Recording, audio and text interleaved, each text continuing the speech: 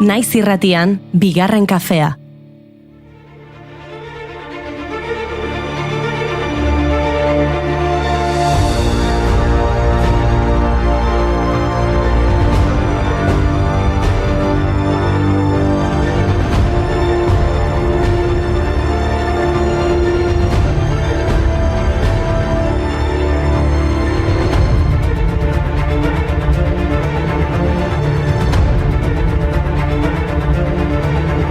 Egunon guztioi eta ongi etorri bigarren kafera. Ahaztu zoriontasunaren eguna, ahaztu saioaren urteurrena. Gaur urteko egunik garrantzitsuena da. Gaur urtarriak 16, kroketaren nazioarteko eguna da. Egia esan ezin dizugu kontatu noizkoak diren kroketak. Batzuek diote Luis XIV gorteko sukaldariaren ideia izan zela, 1619 eta beste batzuk Monsieur Escoffier sukaldaritza klasikoaren sortzaileari egozten diote asmakizuna, 1888an. Dena dela inork ez du zalantzan jartzen, kroketa frantsesa dela. Ez dago kroketa bezalakorik. Zure urtebetetzea da? Kroketak ospatzeko. Triste zaude? Kroketak eguna alaitzeko. Haserre zaude? Kroketak baretzeko. 2 orduko irratsaio bat egin behar duzu zuzenean Inigorekin. Kroketa merezi duzulako. Aizu.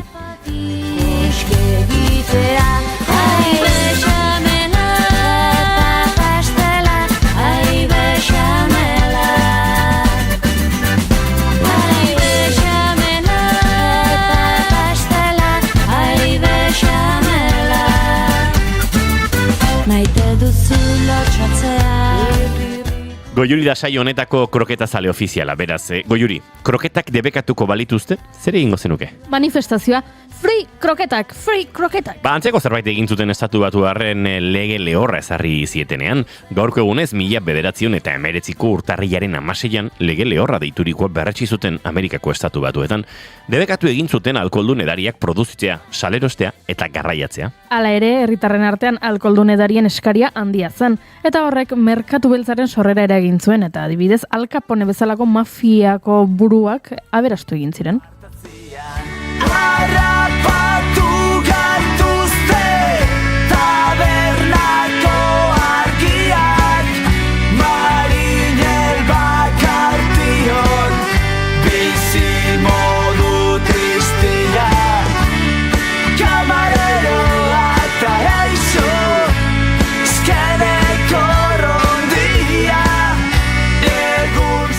Baina 1929an depresio handia hasi zen, lanak urriak ziren, dirua esu zegoen,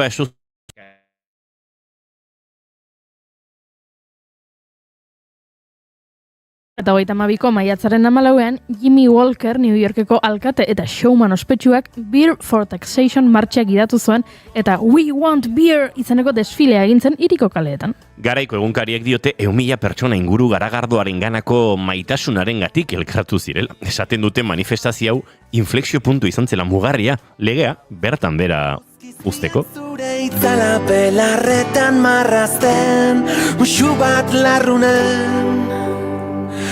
Garagardo bat zerura eroritakoen omenez. Herri txikietako festetan esnatuko bagina biak. Badakizue Beatles taldean oinarritutako garagardo mota asko daudela. Strawberry Fields Lager, Beatles Beer, entzun hau, The Beatles. Opa! Eta zagatik dio da nau, gaur kroketaren eguna izateaz gain, The Beatles taldearen nazioarteko eguna ere badelako. Urtarriaren 16a aukeratu zuten Cavern Clubaren inaugurazio eguna delako. Eta zer da Cavern Club? John Lennonek, Paul McCartney, George Harrisonek eta Ringo Starrek debuta egin zuten lekua. Ez dakit Cavern Clubeko kroketak goxoak diren ala ez, baina tabernak arrakasta duela ezin ukato. Queen, The Rolling Stone, The Yardbirds, The Kings, Elton John edo The Who bezalako taldeek bertan jo dute. I say it's alright. Darling, it's been a long, cold, lonely winter. Darling, it feels like years since it's been here. Here comes the sun. Here comes the sun. I say it's alright.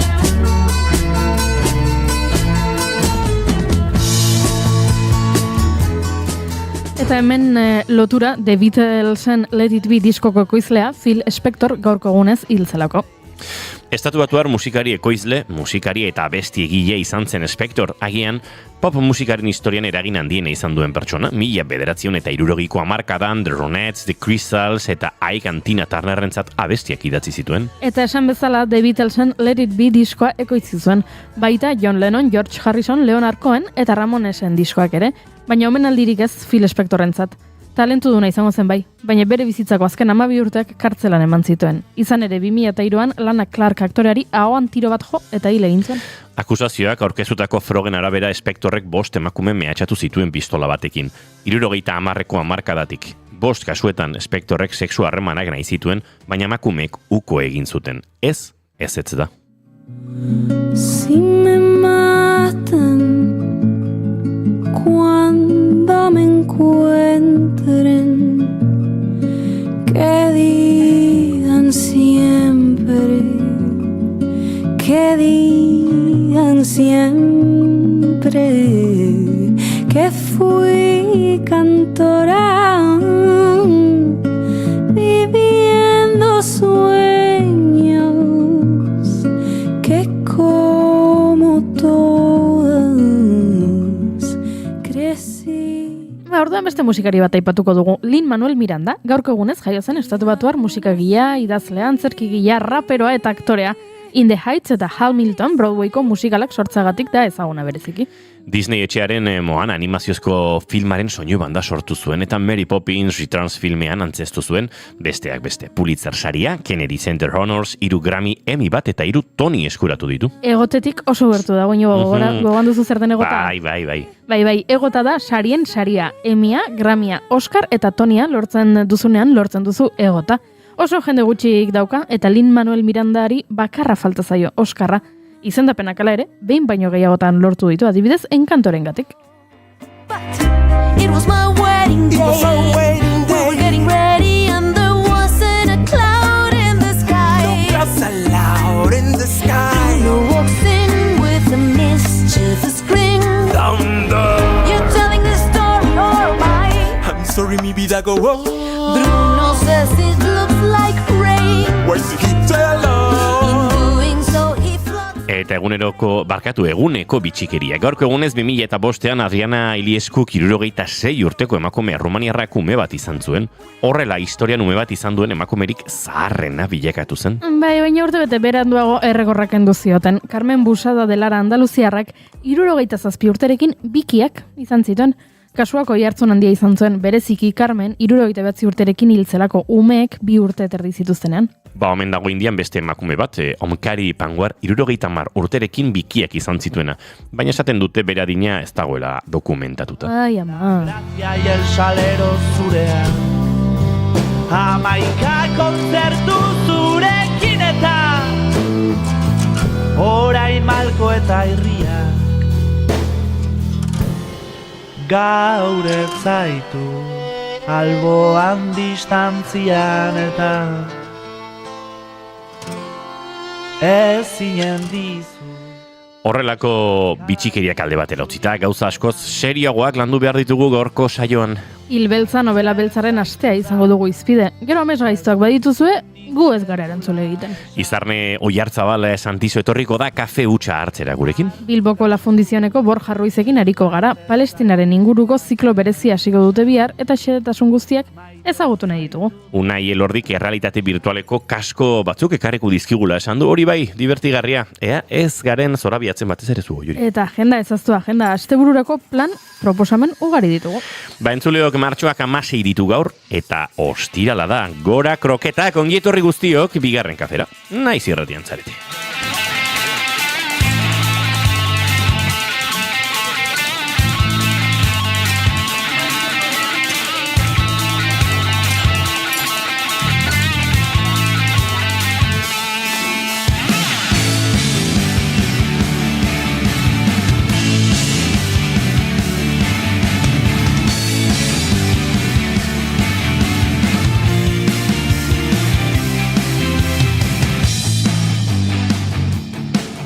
zuekin jaun Andreok eta espaldiko partez eskuz eskuko honetan Goiuri ezei zarandia, egunon. Kaixo. Hemendik musu bat, oiana maritorena gehen berik, otxaua, norbait sartu da gauean eta ahotsa lapurtu dio. Ahotsaren lapurra. Ahotsaren lapurra. Ai, ama. Izketan ari zaizuen hau Inigo Asensio Lurbide gaur bigarren kafeak 1108 garrena du goizak 10 eta 18 segundu, eta 18 minutu oraintxe bertan ikusten ari nintzen 2 segundu falta zirela justu minutuak jotzeko, baina horren bai urtarriak 16 ditugu hemen, bi orduetan zuekin bat egiteko asmotan, baina bidelagun mordoa izango dugu, 2 ordu hauetan gurekin kafe hartzeko prest.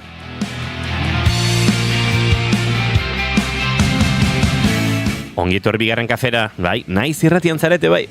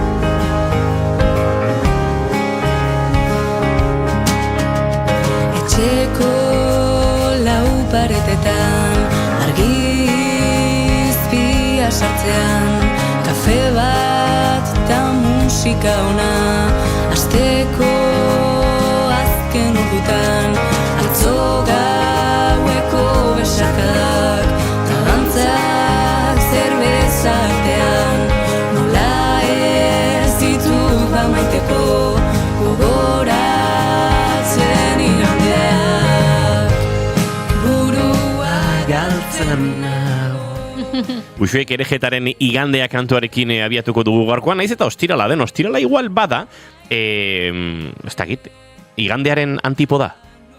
Ostirala da igandaren antipoda? Ez dakit. Baifari begiratuko bagenio, ez? Osteguna da. Osteguna da igandearen antipoda? Bai. Bai, nago ziur, Ez dakit, ba? Garbi ikusten. Bueno, Uxuek erejetaren kantu jarri dugu, gure txatean, gorkak ere esan digulako, egunon, kroketon, ni gaur kroketa jatera joango naiz, Uxuek erejetarekin, gaur elkarrezketa egingo dio dalako, haizu eskuminak eman, Uxueri eta musuak, bigarren kafeko lagunen partez, eta esan gaur goizean, haren kantu honekin, eta janire erantzadea hotxean duela, abiatu dugula bigarren kafea. Minutuak segundutan, errazbiak atzen dira. Hemen kontuak eta kontuak ez da, astebururako zer plan, ni gutxi etxera gauzak eraman eta gauzak erosi. Gutxi iruditzen zaizu hori, Gorka? Bueno, Gorka mudantza giroan dabil eta hori ere nabari da. Konturatzerako gaua iritsiko zaizu, goizan hasiko zara gauzak eramaten eta gauzak erosten eta konturatzerako lotarako ordua. Gutxi falta da Tolosako Dianarako. Gutxi, ezain gutxi. Gutxi. Ilabete bat justu? Bai. Ez, igandea 15. Gaur 16 da. Bai, ia bete zehatz bat, otsaiaren 15ean izango da Diana, baina Tolosako inauteriak osteguna 12an hasiko dira, ostegun gizenean, Baina, bai, Dianarako, bai, bete justu. Dantzan 25 bat jarri digute. Ez dakit nik, puntuazio hau, segituan aurkeztuko dizu gure gaurko lehen gonbidatua, eta kafe hutsaren gaurko protagonista, bera dantzaria da, eta niri lotxa pixkat ematen dite, hemen alako puntuazioa jasotzen egotea. Egin dugu nahiko sinkronizatuta, hori egia da. 1106 saio eta gero, pausoak bere tokien egiten ditugu. Gero ja, ez dakit, igual, nik ez dut... xarma puntua faltaute zaion gure mugitzeko moduari, baina. Bai? Ez dakit. Nik ez nuke hori izango. Bueno, kasualitate Uxuek erejeta eta un irratian iganden, bira, hori izango da, gaur entrevista grabatuko du Gorkak igandean emititzeko. Ederki. Goiuri maite duten tarteari egin bar diogu leku. Bai, eta sentitzen dut, baina... Ez dagoaz maite dutik? Bai, badaukat. Baina eza, maite dut eza. Ez, maite duta. Zergatik sentitzen duzu? Kroketak. Maleruski kroketarik ez dugu oraindik. Ez dugu, eta aipatu behar ditut kroketak. Esan dugu gaur urtarriaren 16 kroketaren nazioarteko eguna dela, eta niri kroketak baino gehiago, ez dago ezer munduan, kroketa batek baino zoriontsuago egiten hauena. Eta kontatu nahi nizuen, gaur nire maite dute eskenin nahi diedala kroketei, ze kroketekin ditudan oroitzapen guztiak onak dira gainera.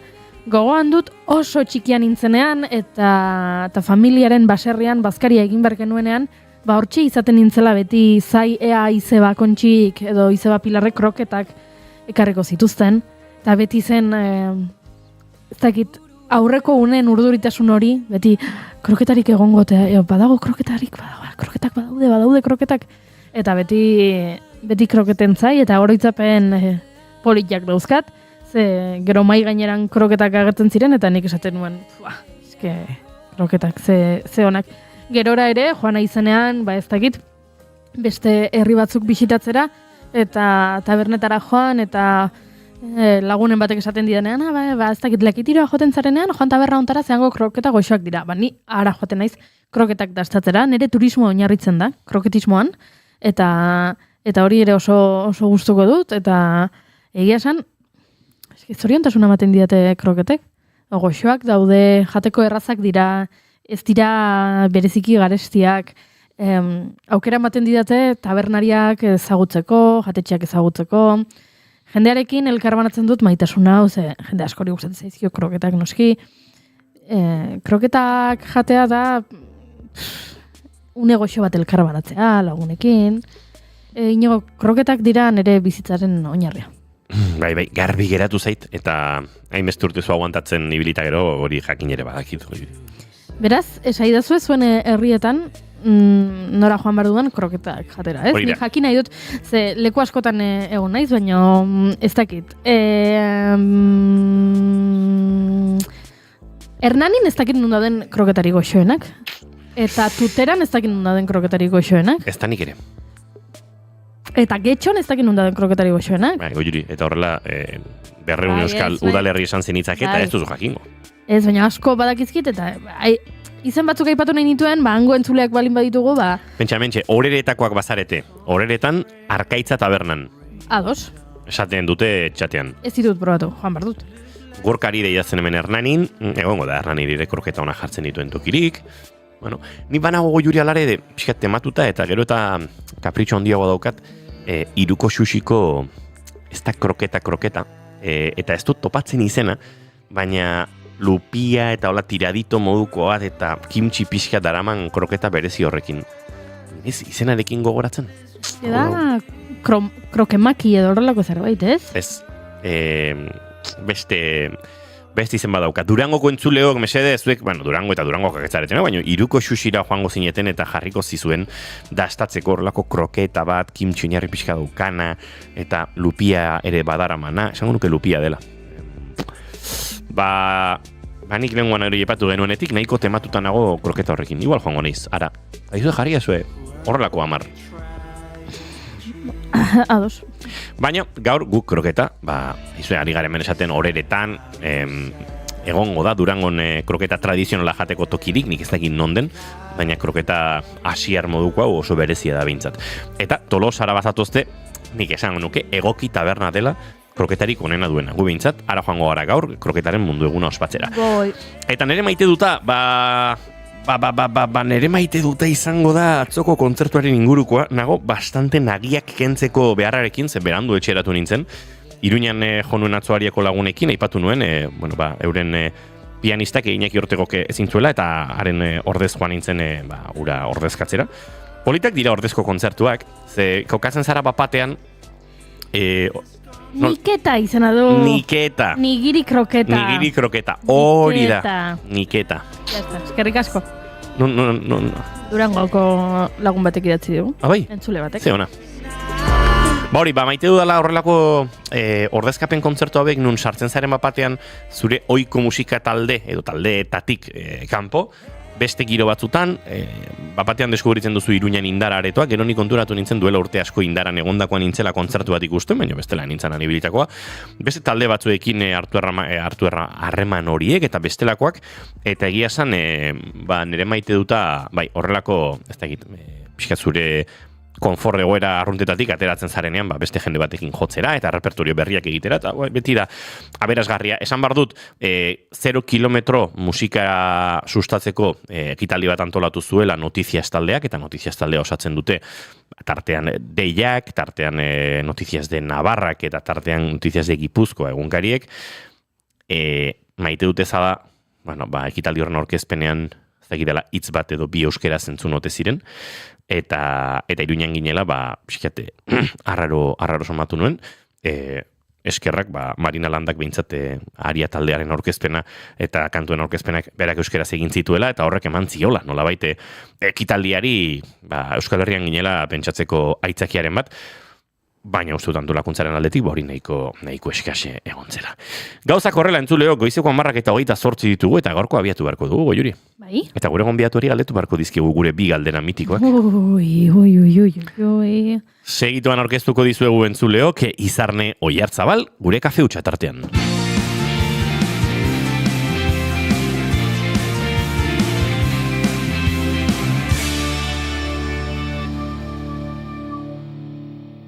Bigarrenak ez direlako beti okerragoak.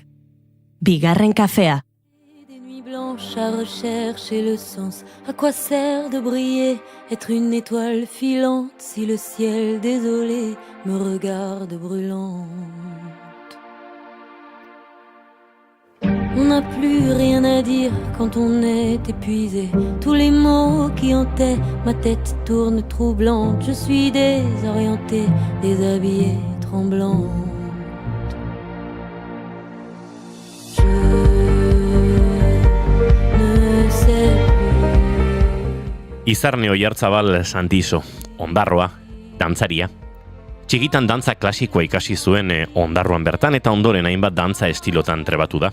Flamenkoan, Madril eta Sevillan, eta garaikidean Leioa eta Madrilen besteak beste. Bertako Unibertsitate Politeknikoan arkitektura ikasketak burutu zituen, eta han amaitu ondoren arte eszeniko garaikideen inguruko hainbat sorkuntza laborategitan parte hartu zuen 2018 eta 2019 urteetan, Moblab, La Casa Encendida, eta Late, Media Lab Prado. 2008 urtean Euskal Herrira bueltatu zen, eta musika esperimentalaren baitan diharduten artistekin lanean hasi da, mugimendu eta soinuaren uztarketa eginez, ala nola Miguel Ángel García, Ibon RG edo Garazi Nabasekin. Bere ibilbidean hemen estatun naiz nazioartean aritzeko aukera izan du, Bilbo, Madril, Oporto, azken honen herrialdean Portugalen elkarlaneko sorkuntza baten murgilduta dabil hilabete hauetan, Fantasmatan.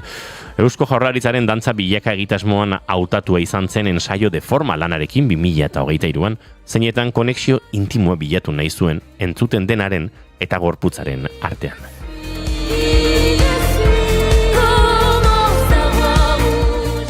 2024tik aintzira arte eszenikoen kolektiboko kide da Garazi Gorostiaga soinu artistarekin batera. Soinutik, gorputzetik, espaziotik eta haren implikazio sozial, politiko eta kulturaletatik abiatuta, mendebaldeko gizarteari dagozkion gaiak ikertzen ditu. Iluntasuna aztertzen ari dira artistak, euren hitzetan iluntasuna beharrezkoa baita, sekretuak, intimitateak, isilpekotasunak edo antzekoak agertu ahal izateko.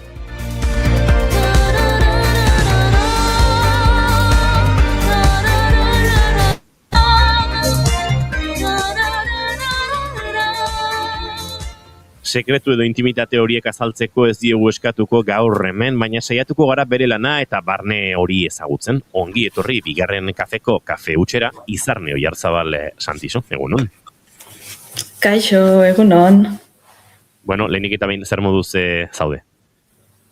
Ederki gabiltza, bai. Ados, hori horrela izan da, nolabait arte eszeniko giroan murgildu aurretik, Goiurik, bi galdera egingo dizkizu, eta horietako bat aukeratu behar duzu, gaurko tarte hau abiatzeko. Hori da, lehenengo galdera da Izarne orain, etorriko balitz zinema zuzendari bat, eta esango balizu, zure bizitzari buruzko pelikula bat egingo dut. Baina ezin dut kontatu jaio zinenetik orain artekoa. Konta dezaket soilik zure bizitzako etapa bat. Galdera da, ea ze etapa aukeratuko zenukeen, gero, pelikula batean islatuta ikusteko. Hori da galderetako bat, eta bigarrena, zailagoa agian. Nola irudikatzen duzu, edo nola gustatuko litzaizuke behintzat, izatea zure hileta, zure funerala? Esan bezala, bietatik bakarra erantzun behar duzu, konformatzen gara horrela. Ai, ez dakit, eske hileta... A ber, hileta agian errazago egiten zait. Begira. Bai. Gustatuko litzaidake simpleki errea izatea eta sin más, jai bat egitea, ospatzea nire hiletara datozenek nire bizitza ospatzea eta listo. Oso ondo. Apuntatzen dugu, uste dut Euskal Herrian, mentxe gure Star Systemean, festa ugari antolatu beharko ditugula, ze gonbidatu asko aipatzen diguzue festa giro hori eta etzai goaztuko. Bai, bada ziurrenik garaia paradigma aldaketa bat egiteko, agurtzeko modu horretan, eta eriotza bera ulertzeko moduan, baina tira, sakontasun horiek beste baterak utziko ditugu, baina Izarneri bai galdetu behar diogu, Izarne ipatu dugu klasikoan hasi zinela, bide batez, aitortuko diogu, Oiana Maritorenak genbe lankideari, egindako ikerketa lana, eta zu aurkezteko sarrera honen idazkera, eta nolabait, zuganako hurbilketa hori guztia, eta horre aipatu dugu nola, klasikotik hasi zinen, flamenkoan ere aritu zaren, gaur egun, bestelako, ez dakite, analisi, espazio, gorpuzkera, esan daiteke, estilo oso anitzetan murgildu zarela, naiz eta oinarria, hasiera, klasikoa bera izan zen, ez? Bai, hala da, bai. Azkenean, egia esan, ni dantzaria naiz, eta uste dut, bizitzan zehar, dantza egiteko aukera zein izan den, hori aprobetxatu dudala, eta hortik pixkat, aparte nire interesak ere bai, disiplina horietarantz, baina berez izan da pixkat, badago beste alde konjuntural bat bai, ez? Nola, derrepente badaukadan, herrian zegoen baleteko dantza eskola, eta gero, euskal dantzak ere bai, eta ni baletean sartu nintzen, eta horra eritu nintzen nahiko intenso. Eizu aipatu dugu. Barkatu, ez nik joan esatera, simplemente, gero Madrilera joan nintzenean arkitektura ikasketak egitera, han beste panorama batzuk aurkitu nituela, eta horietan murgildu nintzela. Arkitektura aipatu duzu, eta denera aipatu dugu, ez gaur egun soinutik, gorputzetik, espaziotik, honen implikazio soziopolitiko, kulturaletik, arkitekturak pixua izan du egun gauzatzen ari zaren, edo zure dantza ibilbideak hartu duen joera honetan Izarne? Nik uste dut arkitekturaren, arkitekturak utzi didan, nola esaten da, huella, impresua, pixkat subkonzienteagoa dela, nahi dut esan, operatzen du, nik badakit nire pentsamenduak horrekin lotuta operatzen duela, baina ez dut modu esplizitu batean egiten, bilatzen. Badago ariketa bat, pentsamendun eta zorkuntzan egiten dudana nahi gabe, dena bai espazioaren ulermena eta baita zoom in eta zoom out egiteko gimnasia hori. Eta aldiz, ezagit, soinuaren garrantzi hortaz esango dugu nolabait, musika normatibotik aratagoko bide horietan, musika esperimentalerako joera horietan, nondik nora murgiltzen zara, ze badira urte batzuk dagoeneko, pixkat Euskal Herrira bueltan edo azten zarela gira hauetan, ez? Nondik nora zer nahi oso esan? Zerk eramaten zaituen nola, bai? Bai, ez, baina batez ere zerk eramaten zaituen esparru horietara, bai? Bai, a ber, nire, ezke hau pixkat flamenkotik dator, a ber, ni dantzan, egia esan, gehien koreografiatik urruntzen hasi nintzen koreografiaren zentzutik eta improvisazioran hortara interesa piztu zitzaidan duela urte asko, ja Madrilen nengoenean, eta hortan ikusten nuena zen, bai jazz musikan eta bai flamenkoan, ematen zela dialogo hori, ez? Elkarrizketa hori non entzumena bata bestea entzuten den eta bakoitzak bere partea jartzen duen, no ez? Eta ez dagoen nola finkatutako zeo zer, ez? Eta orduan horra hasi nintzen flamenkorantz ere interesa izaten, eta claro, flamenkoan ikusten nuen hori bai zela eremu bat non musika eta dantzak interaktuatzen duten eta elkarrizketan dauden, ez? Eta, hortik abiatuta, gero azkenean musika esperimentalean izan da, hori praktikan jartzeko aurkitu dudan eremua, gunea eta artistak.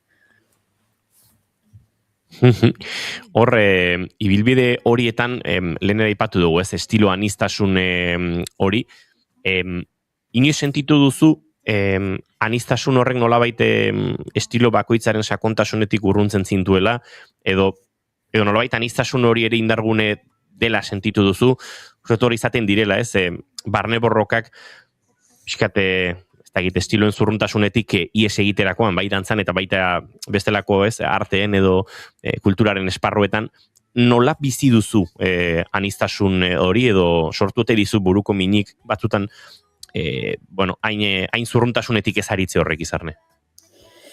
Ez, buruko minik ez egia esan, oso modu librean jasotzen dut egiten dudan lana eta jasotzen dudan formakuntza ere bai.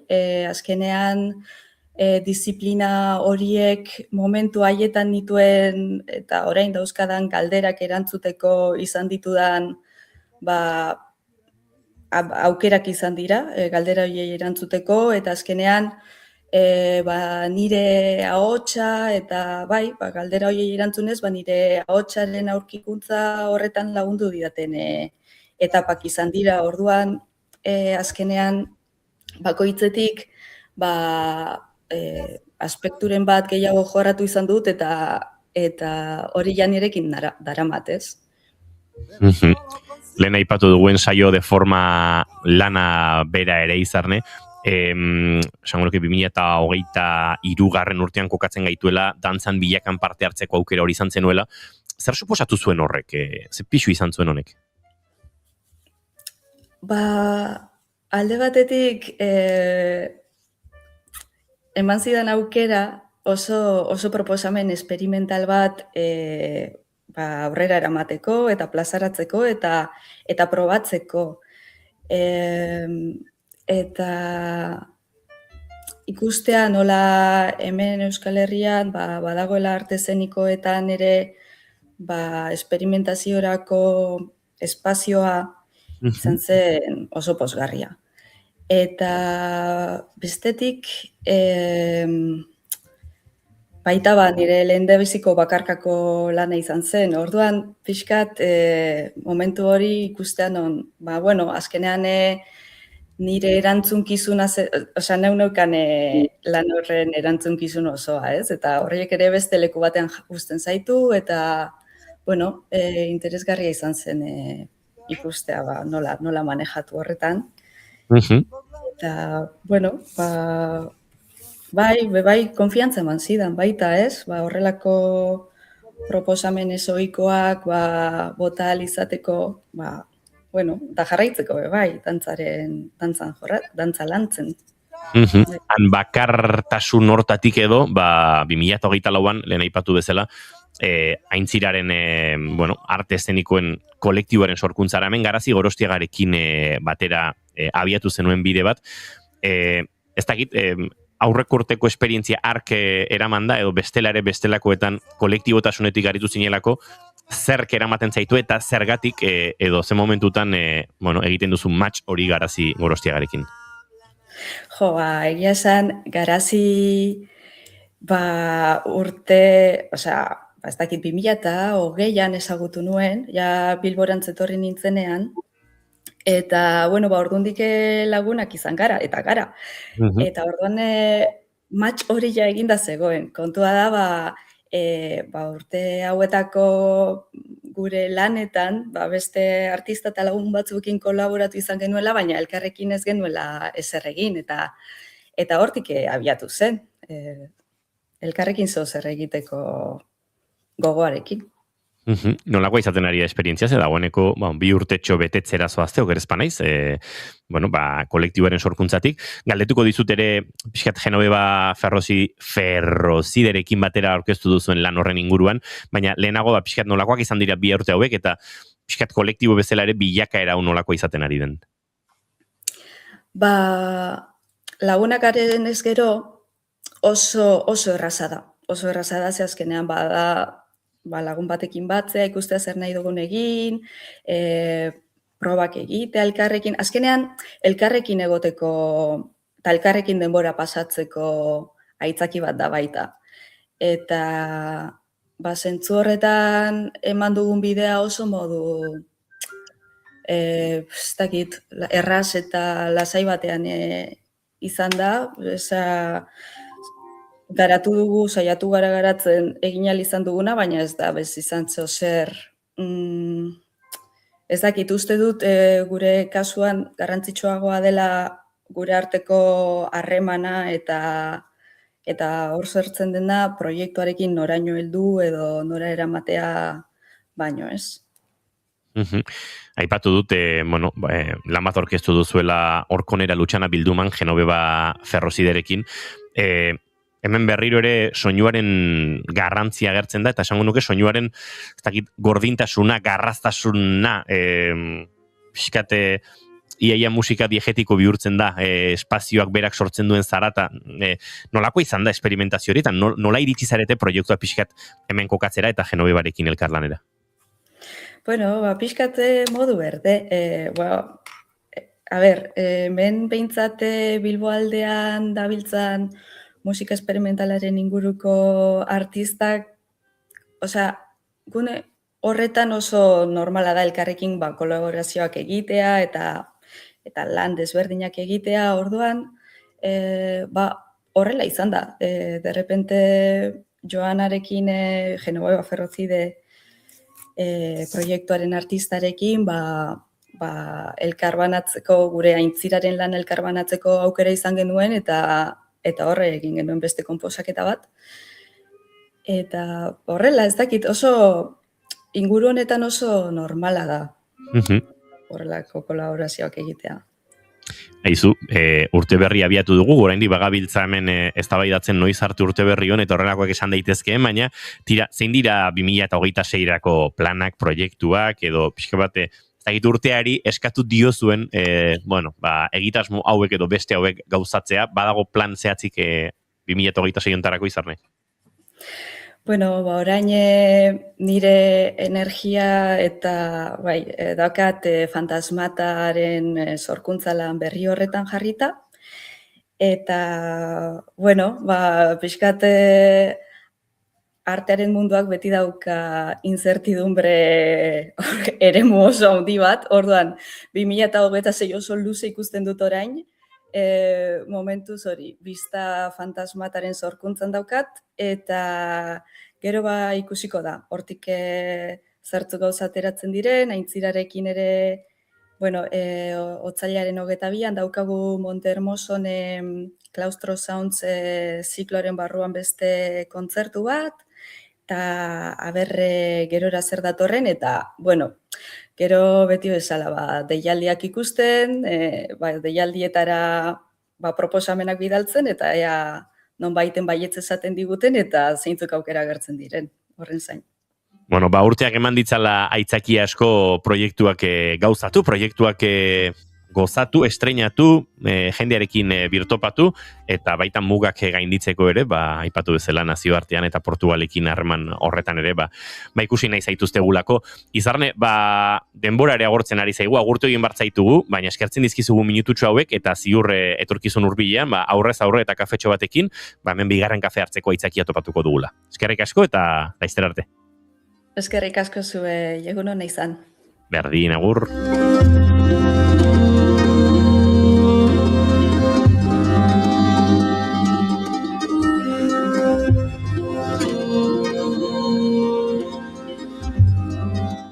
Entzuleok, agurtu berri dugu, Izarne Oiartzabalde dantzaria, baina artestenikoen giroan jarraituko dugu, segituan La Fundizioneko lagunekin egon behar dugulako. Minutu pare bat utziko zaituztegu Xavier Zeberioren Salento kantunekin. Hemen ere elkarlanean eta dantzatik sortutako elkarlanean, Liam O'Manleyrekin, hemen izan genuen Liam bera duela 2 urte izango dira dagoeneko, Juri? Omoa, esan ziguten. Liam O'Manley, egia da. Muxuaren mua hori. Muxuaren mua. Bueno, Xabi Zeberiok eta Liamek kointziditzen dute Amaia... abizena joan zait. Elizaran dantzariarekin, eta hortik sortzen da gerorako elkarlan hau, Liam O'Manleyrekin aritzeko. Salento gozatu eta segituan, bagoaz La Fundizion ingurura.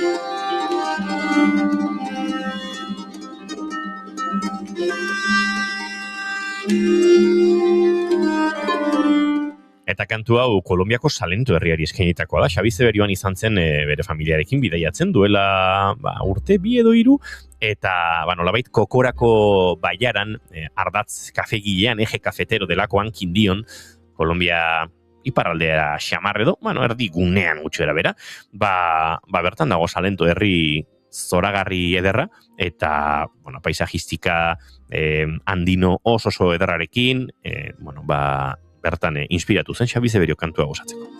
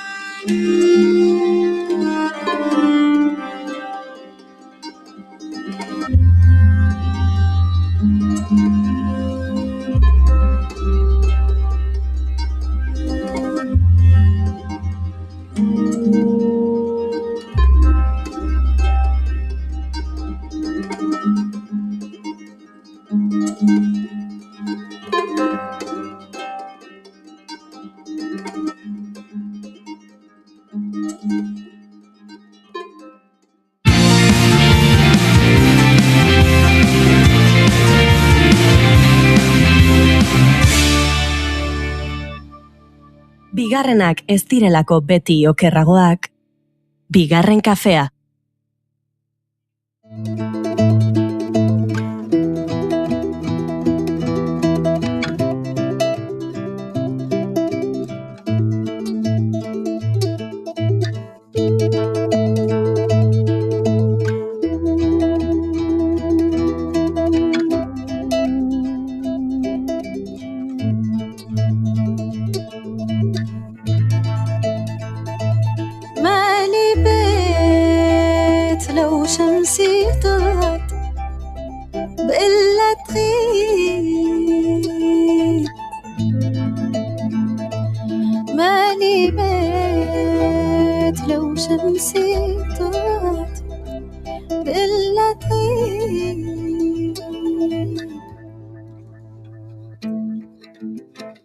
صوبي طلع ليلي يا ريت السهر يقول لي وين وين وين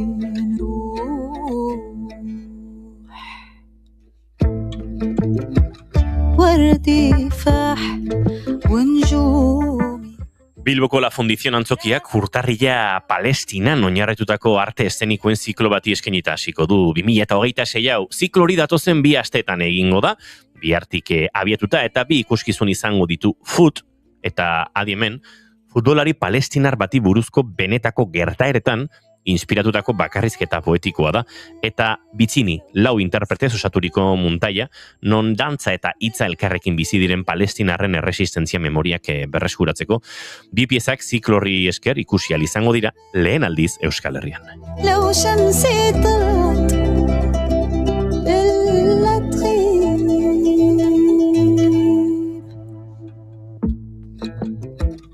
غربتي. Eta ziklonen inguruan gehiago jakiteko La Fundizioneko kide den Borja Ruiz gonbidatu dugu bigarren kafera. Borja, egunon eta ongi etorri? Kaixo, eskerrik asko, egunon. Bueno, aipatu dugu lehen aldiz 2 lan hauek ikusi ahal izango direla Euskal Herrian, bietan, bueno, Palestinar herria erdigunean eta nolabait 2026 urtea abiatzeko, bueno, gaia edo topatu duzue.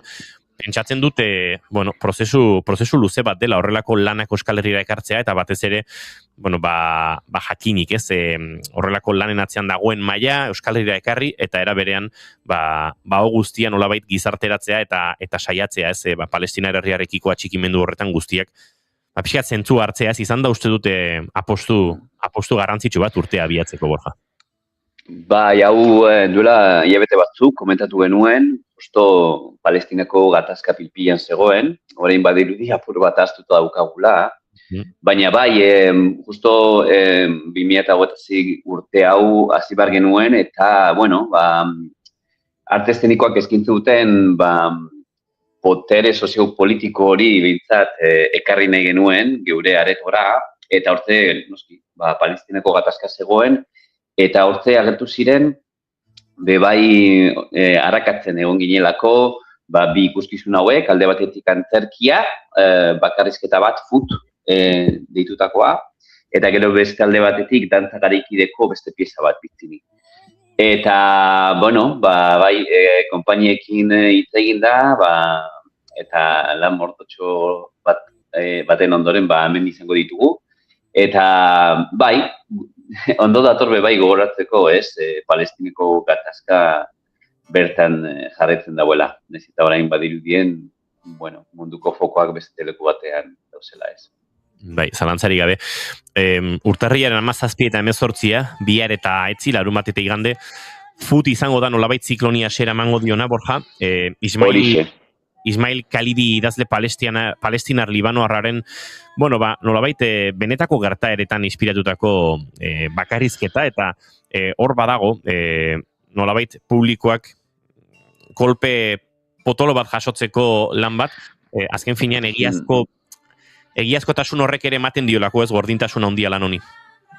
Bai, horixe da, futbolari baten bizitza kontatzen du, bere desioa, bueno, futbolei profesionalizateko eta munduko kopa irabasteko, baina noski Palestinan jaioa hainbat eragozpen izango ditu eta hoien gainean dihardu pieza, oso pieza gordina, baina aldi berean poetikoa ere, beraz, oso sugerentea da bai.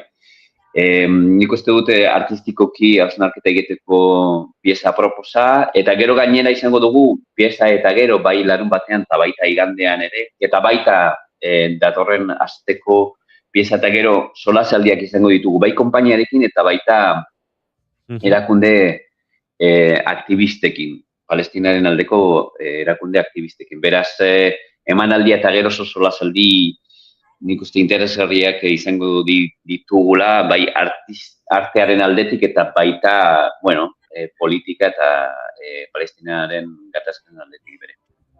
Aizu, Fute lan honetan Ismail Khalidi idazlearen, bueno, bakarrizketa hau, Nurdin Batanek nolabai gorpuztuko du, esan dezakegu, badela dagoeneko, ez da egite, aktore lanetan izar xamar bihurtu den pertsona bat, eta gainera etorkizunean baduena, beste mugarritxo bat, lan potolo bat eta zuzendari potolo batekin lan egitea datorkiolako. Bai, Nurdin Batan aktorea, zineman ibilitakoa da, Alex de la Iglesiarekin ibilitakoa da, Fernando León de Aranoarekin ibilitakoa da, eta Pedro Almodóvarren urrengo filmean bebai egongo da, beraz. Nik uste denbora honean harrapatzen dugula Nurdin Batan aktorea bai. Hori esan behar nuen, lanari berezko erakargarritasunak kendu gabe, baina norbaitek zalantzarik badu, lan puxka, benetako gertaera oso gordina, eta aktore puxka bat, oso gertutik eta horrez aurre ikusteko aukera bai bihar eta bai etzi esan da bezala. Baina, datorren asterako ere, urtarriaren 25erako, badator beste muntaia puxka bat, Borja, Bitzini, Federica Porello koreografoaren muntaia, hemen, ez dakit testigantza, dantza, poetika, denetarik uzartuko duen lana. Horixe, Federica Porello, Italiako dantzari eta koreografoa da, eskarmentu handiko dantzaria, eta oso pieza berezia dakar, kasu honetan 4 pertsona daude, holtza gainean, dantzari, eta hortze uztartu dute Palestinako poema batzuk uztartze dituzte eta Palestinako testigantza batzuk, beti gatazkaren inguruan, eta horietatik abiatuta, bai gestua, baita gorputza, objektuak ere lantzen dituzte, dantza garaikideko pieza bat sortuaz, baina non pieza horretan dantzaz aparte, objektuaren poetika jasoko dugu, eta baita, Palestinaren inguruko testu poetikoak bebai. Aizu, Borja, nolabait arte eszenikoen munduan eta antzerkizalearen munduan La Fundición bada oso areto ezaguna, baina gure entzulen artean, eta batez ere, Bilbo inguruan zaudeten hone artean norbaitentzat despisterik balego, kontatuko dugu labur nondik nora sortu eta iritsi den guganaino La Fundición bezalako antzokia referentziazko bat. La Fundición duela jada, 2026 urte honetan, 40 urte betetzen ditu, eta Laura eta Luke bi pertsonek eraman zuten aurrera, eta berez Euskal Herri mailan eta estatu mailan dantza garaikideari sekulako espazio eskaini zion aretoa da. Gaur egun dantza garaikideaz aparte, antzerkia eta performantzia bai lantzen ditugu, eta urte honetan, justo Laura eta Luke erretiroa hartu zuten, merezitako erretiroa, eta orain beste 3 pertsona gaude, La Fundición areto historiko eta mitiko eta ederra hau kudeatzen. Beraz, ilusio handiz egiten digu urte berriari. Euskeraz esaten dugu 11 hitzak zentzu asko dituela, izan daiteke asko, baina 11 ere izan daiteke literalki, eta lehenengo 3 hilabete honetan 11 lan estrenatuko ditu La Fundizionek, tartean dantza, antzerkia, aipatu bezala ziklo berezia, o Palestinaren inguruan urrengo 2 asteburuetan. Hori hartu dugu gaur aitzakia Borja Ruizekin aritzeko, baina Borja, joango gara gu ere, Oiana Maritoren lankidaren laguntzaz, aletzen iritsi ala ere, datozen itzordu horiek, izango duzu, otsailean desaparecer, la fiesta, badatoz, hainbat eta hainbat lan, denako interesgarriak, eta, baliatuko dugu, ez? Nola baite, etorkizun hurbileko hau ere, hoi guztiak azpimarratzeko, baina momentuz, deia entzule hoi, asteburu honetan eta hurrengoan, Palestinaren inguruko, bi data eta bi lan berezi hauek, Food eta Bitzini, eta hortxe luzatuko diogu gonbidapen hori La Fundizionera horbiltzeko. Borja Ruiz, mila esker gaur gurekin tartetxau hartzeagatik, eta laizzer arte. Mi esker zuei, placer bat izan da. Agur.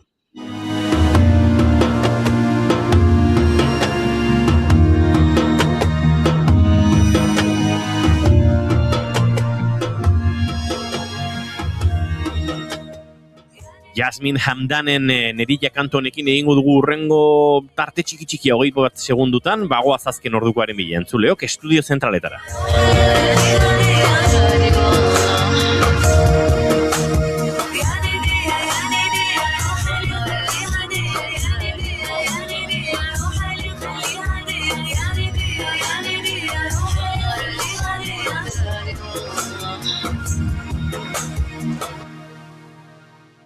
Goizeko 11 bat, ia eta 2 minutu, bagoaz estudio zentraletara esan bezala azken ordukoaren bila. Lander Martínez, egunon.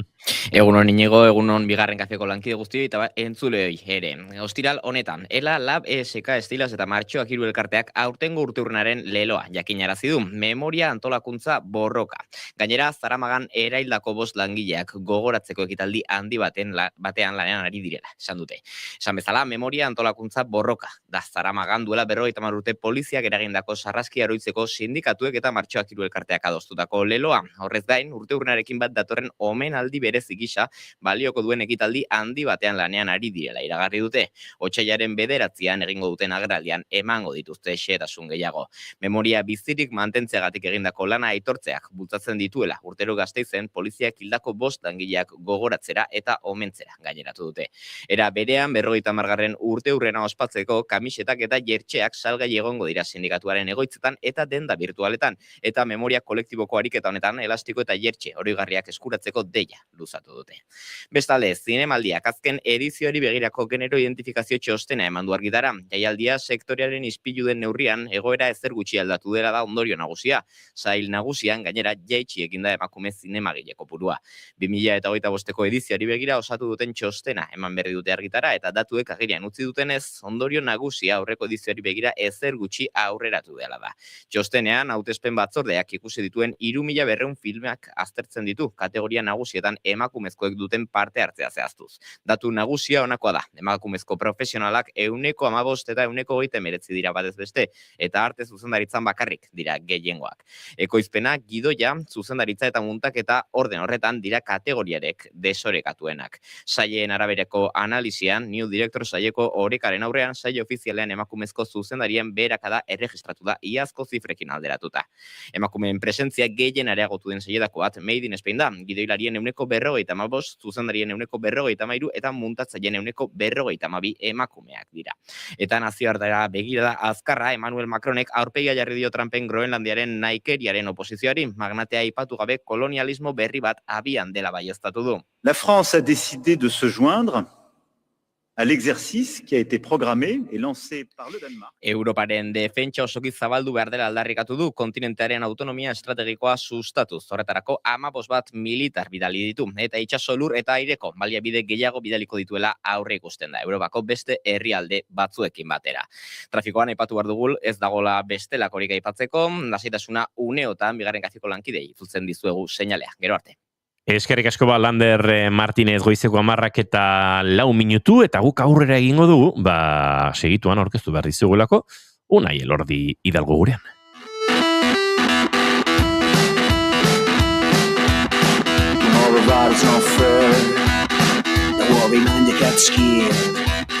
Whatever happened to your heroes, you can be free.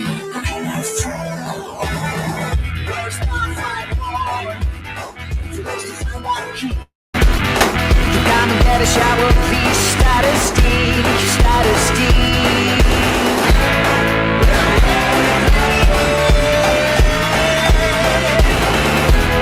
You gotta see how you live.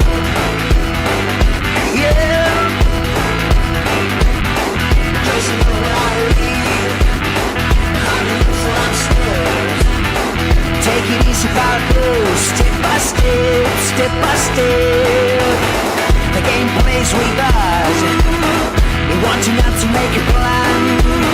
We want you to feel empty, yeah, if you don't play, if you don't play. 2014ko martxoaren 25ean, Facebookek ezustean iragarri zuen Oculus erosi zuela $2.000 milioi truke. Palmer lakiren errealitate virtualeko betaurrekoek ikusmin harrigarria sortu zuten. Eta norbaitek mundu virtualaren promesa sinitsi bazuen, hori Mark Zuckerberg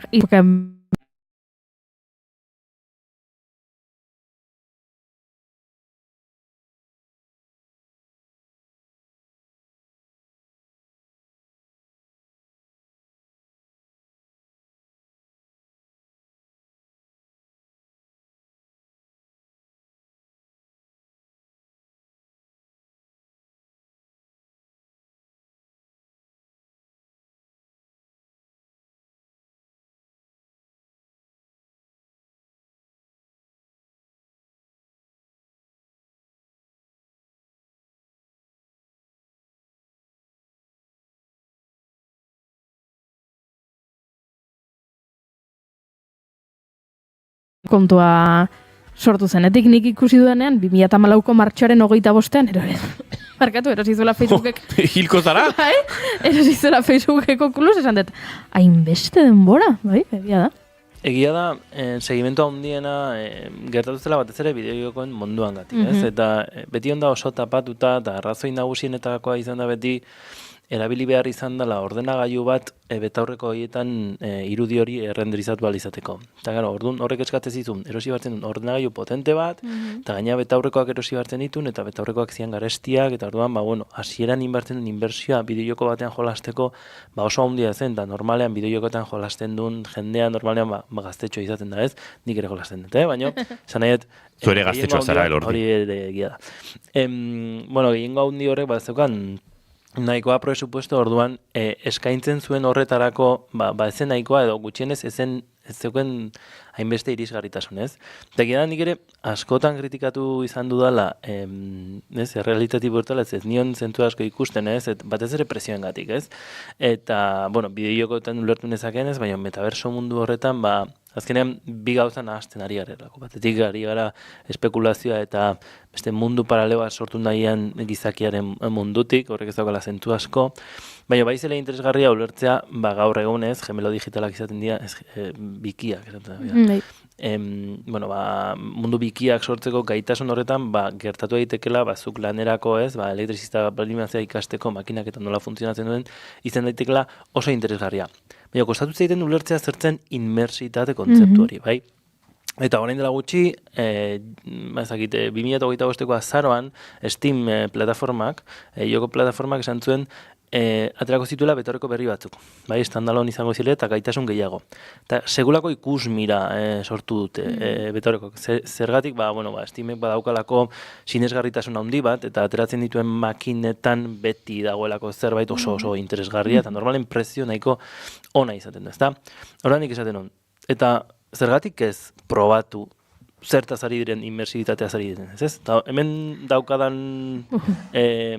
txatxarro edo Oculus bada, da, berez, metak esaten zuena erabiliko zela metabertsoan. Hau da, metak sortutako MetaQuest 3, ez? Eta lehenengo aldiz jarri nituenean, zuzenean, begietan jarrita, esan nuen, ez? Eta atzo probatu nuen, Katxalini jarri nizkion betaurrekoak, eta esan zian, Baina egia da, segun nola erabiltzen dan, ez? Hasierako momentu horretan daukazu sensazioa eta jarriko dezue, begitan jartzen dezue, eta mugitzen dezue burua, eta ematen du benetan hor barruan zaudela, ez? Naizta jakin virtuala dela, ezta? Baina bai gertatzen dela, segun zen mugimendu iten dituzun, cyber sickness eta zitzeiten egian modu, nik ere bizi izan duetela hori, ez? Hasten naiz mugitzen, eta nola mundu virtualen mugitzen ari naizen, eta ni ez nago mugitzen, mareatu iten naiz. Eta nik uste horrelako gauzak bain dutela pixkat atzea bueltatzea, ez? Behar dula desarrollo puntu bat. Orduan, geldik balimazade, orain ikusiko dezuen bezala, geldik balimazadete super guai ikusten da dena, eta gaina animazio super polita daude, eta ikusiko zeate zuen burua ikusiko dezue. Gero ere nahi ikustea zuek, zuen hanketara begiratzea, bai, eta ikustea ez dauzkazuela hankak. Guatzen zeate, bere garaian ere, hitz egin dontaz, ez? Mark Zuckerberg zeuken arazo handiena zen, zure eskuak bai trakeatzen ditula, eta ikus aldituzu edo zure mandoak, baina zure hanketara begiratzen duzu, eta lurra bakarrik ikusten duzu, ez da beste zer ikusten, ez? Orduan, badaude, detaile ezberdinak, baina bai egia dela, oso ondo lortutako gailu bat dela, bakari funtzionatzen du, ez du beti behar, ez, ordenagailu bat renderizatu izateko, bateriak nahiko ondo aguantatzen dio, eta sonido espaziala daukan, ez, nolabait, munduarekiko pertzepzioa galdu egiten duzu. Orduan, bidetako batek probatu nahi bali niko bain, lehenengo, ez duzu probatu. Bai. Eman segundo bat ikusteko berdena ondo da. Zagoza bat kontatu behar dit, nik entzulei probatzeko gogotxu nago, ze gauza bat kontatuko dizuet.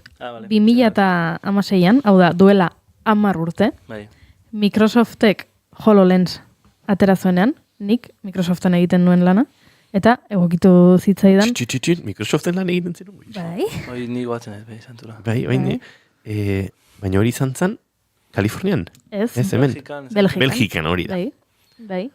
Han egiten nuen lana, eta HoloLens izeneko betaurreko batzuk sortu ziren Microsoftek, eta egokitu zitzaidan kazetariei erakustea, eta gonbidatu genituen kazetari batzuk erakusteko, probatzeko, eta eta oso politia izan zen, prozesua, orduan bai, lehenengo harremana izan zen horrelako zerbaitekin, eta gogoan dudana da, sekulako harridura.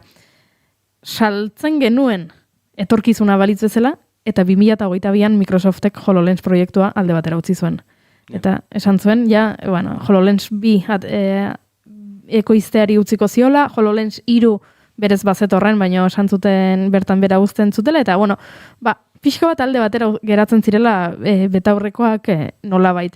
Baina beste enpresek jarraitu dute betaurrekoak lantzen, eta nik 2016tik ez dut besterik probatu. Egia da, bideojoko mundua dala gehien arrakasta izaten ari dena, azkenean inbertsietate horren barruan hori da atentzioa gehien ditzen duena, baina ikusiko dut zertatzen. Esango jazu, zein dian zure sensazioak, bai, jartzen dezunean espazioarekiko referentziarik ez dezun ez deukiko, emango izkizut 2 mando eta eskuak mugituko dituzu eta zure eskuak mugituko dira. Zure eskubitara begiratzen dezunean ikusiko dezu zurea batarra eta eskuak mugitzen bali dituzu, ikusiko dezu zukiten dezuna ditula momentu horretan. Da mundu borobil bat, ez dira mugituko, porque ez nahi mareatzea, bai? Beste egun batean, nahi bazuet, karrikot portatila ikusteko ze ikusten ari zareten, eta jarriko dizuet mundu bat nun benetan mareatzen duen ikusteko zuek ere, zenolako, hau da, adibidez, jun prezipizio batetara eta bota zuen burua. Eta ea nola sentitzen zareten. Ni atzoa egiten nintzen, probatzen, botan nintzen, baina benetan ematen du sensazioa eroritzen ari zean. Gaur ez da eguna bakarrik probatzeko eta ikusteko ea zenolako sensazioa ematen dizuen hori jartzerakoan, ez dakit ajustatzeko ikuste baldin badezu ezin dezula ondo ajustatu, aldituzu zuzenean horrela lehenengo jarri, eta gero ja kolokatzen dituzu zure erara, kendu aurikularrak, eta gero emango izkizu mandoak. Bueno, orain txari dira, Goiuri eta Unai. Goiurik igual mikrofono bat hurbil dezakezu zuen gana gauza kontatzeko, eskuan hartu dezakezu bestela, saiatuko nahi zau gure streamingen ere kamaraz erakusten. Bestela nik hartuko dira mikroa.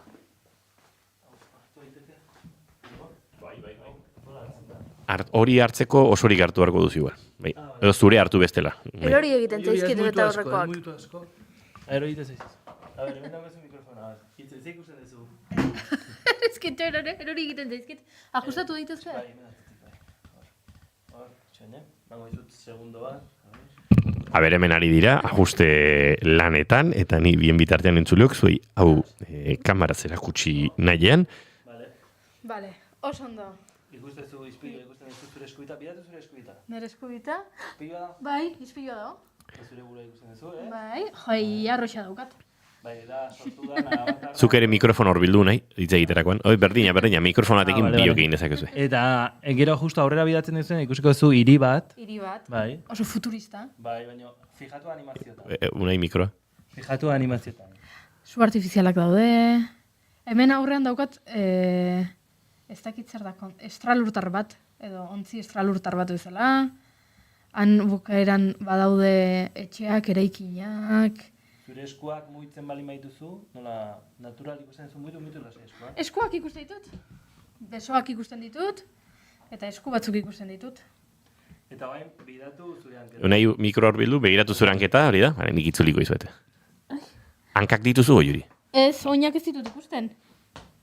Lurra ikusten dut. Kamiseta daukat. Mareatu zein ingo momentuan? Ez. Hori zen Goiuriren beldurra. Gaur goizean ere pegilekuan alankidearekin esan dugu, ez? Nola Unai Elordik, errealitate virtualaren giro horretan murgildu barkintuen eta Goiuri beldur hori bazuen. Egia da, kasu honetan, indela estazionarioa badezpada, beste momentu batzuetan ikusten dugu gauza aurreatzen dela, noizik eta behin, igual proiekture hartu, objektuak hartu, bota, eta edo zuen burua, esan dakoa, ez? Prezipitio batetik bota eta ikusi, ea ze sensazioa daukazuen. Bueno, Inigo, igual zuk ere probatu nahi duzu, Nahi gabe eman diot zerbaiti. Ikutu du Goiurik, ikutu beretzen tokian. Bueno, orain Unai ari zaio okulusak kentzen, ze Goiuri? Oso sentsazio arraroa da. Oso sentsazio arraroa da. Inigo ikusten zen dut, ez? Konfiguratu espazio jartzen zuna, bale. Indezuna izan da, jarri dezu... Estralurtarrari eman diot nahi gabe. Hori da, bale, eman. Estralurtarra ez Goiuri Inigo zen, diote mende itxatean. Kaso honetan gertatu dena izan da, realitatea ere agutuko kontua da, beste mandoa be. Indikatera eta... Menabilu nahi, bi mandoak hartuta. Da pixkat lioa, Hemen eman da, berriro, bueltatu beharko ginateke... Entzuleok, hau nahi gauza xelebra izaten ari da, nik hemen ikusten ditut. Bai. Bi pertsona hauek esperimentatzen. Inigo, probatu nahi dituzu? Bai, jaske. Vale. Jantzitzaket kasko hauek, irratiko kaskoa jantzita dauzkatan bitartean? Ez. Bai? Hori da. Jarri begiaren aurrean, ea zuri zer iruditzen zaizun esperimentu hau. Entzuleok, gari nahiz, jartzen. Opo. Olo. Ze ikusten duzu, Inigo? Guau. Flipatzen ari naiz. Kontuz mikoak ere, porque gero espazioarekiko daukazun... Pertzepzio aldatzen da bai, mikroa jotzen ari naiz bestela. Grabatu diezazuket bideo bat Inigo gure Bai, noski. Instagramen jartzen. Bueno, nik ikusten dut. Guau, eski ez da bukatzen hau. Barkatu, badirudit 80 urteko pertsona bat, errealitate virtualeko kasko bat jarrita lehenengo aldiz bere bizitzan, baina bastante flipatzen ari naiz. Bueno, nik ikusten dut. Hemen, nire eskua ez dut ikusten, ez lasai. Hor, ezkerraldean ikusten dut alako erlaitz moduko bat, arroka eder bat. Bertan lore gorriska batzuk ikusten ditut. Hemen daukadan zuaitza... Ai, ama, ui... Oi. Orain eskuak ikusiko dituzu. Haze susto, bai, orain eskuak ikusten ditut, nahiko esku arraro dauzkat. Nahiko esku arraroak dauzkat dira. Non daukat mikroa barkatu. Ala, mareatu naiz. Hor ikusten dut zuaitz baten kolore aldatzen ari dela, lehen gorriska jarri da, ustutu nahi pasadenean, orain berdea dago. Hemen bi palmondo, antxe errota bat, eta oso herri politia, izan ziteken pixkat getaria, eta han arratoia, bakarrik eraikinen estiloa badela pixka bat Europa iparraldekoa, edo pixkat Alemaniako gazteluen estetika hori hartzen duena, baina bestela, hola pixkat itxaso ondoko muño horretan, hemen justu ibaia itxasoratzen da, eta pixkat eskubitara etorritan men ikusten dut. Horizon Central, conoce personas y explora mundos, hori jartzen dut. Hemen daukat, horrelako nabe espaziontzi txiki bat, eta parean skyline bat. Ez da gainera skyline konkretu batean oinarrituta dagoen. Ez dakit. Bidatu zure eskubita. Osa, giratu hain digeio eta izpilu bat ikusten. Hori naiz ni, ilarroxak hori. Hori da. Hora, mugitu daiteke. Osondo? Kontu ze paretera begira zaude orain, gure paretera begira. Hemen atzean berriz, baulako eraikin bat, eta bai, nahiko oza... Xelebre, hau, eta orain nik hemen gauzak egin nitzake unai, berez, orain ezkara hasiko baino. Estazionarioa jarri zuet, bada ez pada, ikusten detenean poliki hartzen diozula trukua honi. Ui, sartu naiz beste pantalla batean. Ara bestea. Hemen eskubitan daukat ordenagailua jartzen duena. Ez dago internet konexiorik, baina orain ispilu hemen gertu daukat. A ber. Igo, ze ondo, Zure josta ido. A ber, oso divertidaria, baina... Eskerrak jarri duzun estatikoa, bestela bai, zora ibeatzeko modukoa. Gero egia da, hor badauzka horrelako jokuetako gatillo horiek ez, muitzen dianak ez. Zuk zure eskuak ikusiko zenitun hor badia geziak dianak bezala. Horri aurreak amaten diozunen beste eszenariotan mareatu iten du. Orduan, jungo ikusten... Ari naiz estralurtarrekin harremanetan. Aztertu zure errealitate mistoa. Ari naiz... Jumba! Guau, Marten nago. Barkaia zue, baina Marten nago. Eta orain, irratian nago? Bukatu da? Bale, baina dizuna errealitate mistoa sartu. Orain ikusten duzu irratia eta seguramente interfazeak zure aurrean, ez? Bai. Hori da errealitate mistoa ditzen zaiona. Esaten zutena... Ate zai hortik, fuera. Konfiguratu zure espazioa. Eskuak horla mugitzarekin, aurrean ordenagailu bat daukazu. Nik ikusten dut mikrofonoa hemen, bastante ondo ikusten da. Bai, baina oain beak bai ikusten dula kanporaka. Orduan espazioa. Bai, neurria ondo hartuta daukat. Argo Juri? Hora jotzen bai, ez nirgo Juri tiro egin. Aizu?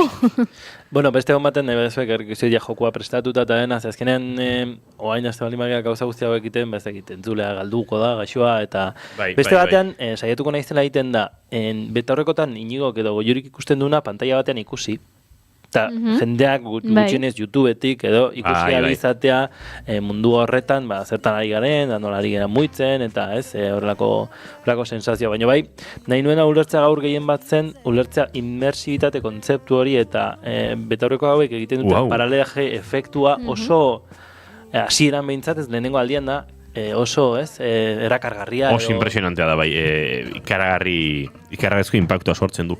Wow, orain daukat pixkat espazioaren kontrola galduta.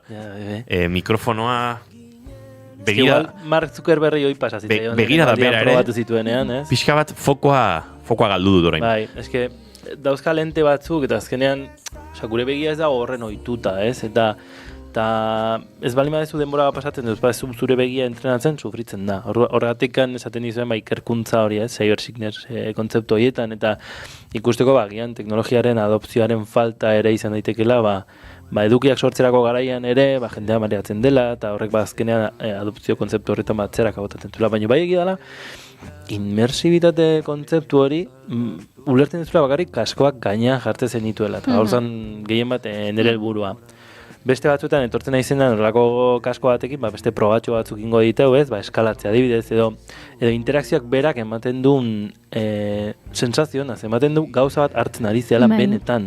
Zuk ematen duzu gatilloari, hartzen zu katxorra, bota egiten dezu, eta ez du, ke guai, eta gazo guzti horiek, Human Computer Interaction, ikerkuntza lerroan, eta oso interesgarriak dira. Eta batez ere, aukera aukitzea, hor dagoela, beste gauza da, ez dela izango agian adimen artifizialak eman duen mundu hori bezala, baina gutxienez divertigarria bada. Hori, hori zalantzari gabe. Erabat. Zalantzari gabe. Eta honek ditu eszenatoki infinitoa den hitza baino asko, Guk nik eszenatokiren bat sortzea, eta zuek erabiltzea nik sortutako eszenatokiren bat, azkenean zuk edozin mundu virtual sortu dezakezu eta ona bota. Ordenagailutik ere bota dezakezu zuzenean, ez baldin badua ontatzen, gero jokuak ere dauzkate, errealitate areagotuan iten dana zure espazioa, ondo mapeatu, eta gero hor oinez ibiltzen zea, eta hor bai ez zela mareatzen. Baina ez zaude, zuk tiroa botatzen baldin badezu, pareta ikusten da. Eta gerturatzen baldin badez zerbaiten kontra, ja abisatzen dizu kontu zibili, golpe bat hartuko duzu, eta egite hor, bai, asko dago, probatzeko, ikusteko, eta ezakit, divertitzeko behintzat. Indiokarrek esan du arrazoi inigo, oso guapo dau ikuste, hau, ji. Ezakit ironia zari zen, nire gauza kontatzen. Indiokero oso tipo modernoa da, igual probatu ditu Oculusak, ez? Haizan diteke, bai. Gero jarriko dugu Instagramen Inigoren bideo bat, beta horrekoekin. Irakurri dut, 2024an 20 milioi saldu zirela. Beraz, jendeak etxean badauzka. Kalidadez, hauek 550 euro balio dute. Eta bere garaian, eta zuten oferta bat, 300 eurotan saltzeko. Eta, 300 eurotan hau oso ondo dago, bai. Kontua da, gero badaudela beste batzuk, adibidez Applek atera zituen batzuk, 3.000 eurotan, hori jendea ezagit prest dagoen, gero ere bai, gauza bada igual, agian bideokotan jolasteko, interakzio azkarra izateko eta grafiko ez horren honak, eta gero, lanerako edo simulazio mundurako erabiltzen dira beste betaurreko batzuk, orduan.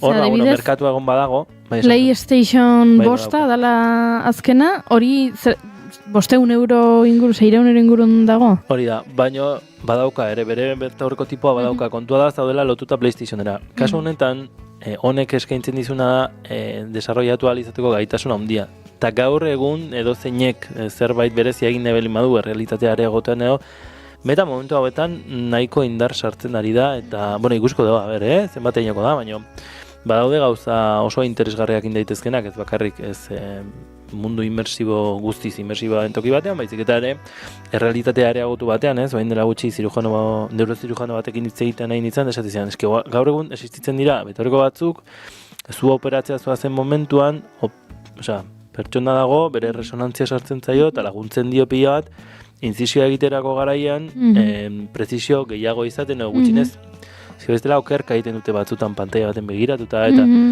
zaiagoak izaten dira, ez dira horren naturalak izaten, naturalizazio hori bilatzen, batez ere, gareuneko operazioetan non, azkenean zehaztasuna horren garrantzitsua den, beha kontatzean, guri horrelako gauzak erreztu diezagukete pila bat, eta oso motibatuta ikusten ditun, azkenean, ikusten dezula, medikuak ere nahi dutela teknologia ikusi, ze askotan karreran ere ez dituzte ikusten, benetan zenbat lagundu diezagiketen nolako gauzak, eta iruditzen zait oso mundu interesgarria bai, ni oso sartuta nago adimen artifizial eta konputagailu bidezko ikusmenan, baina mundu virtualak ere nahiko lotuta daude, orduan ni oso pozibizinez.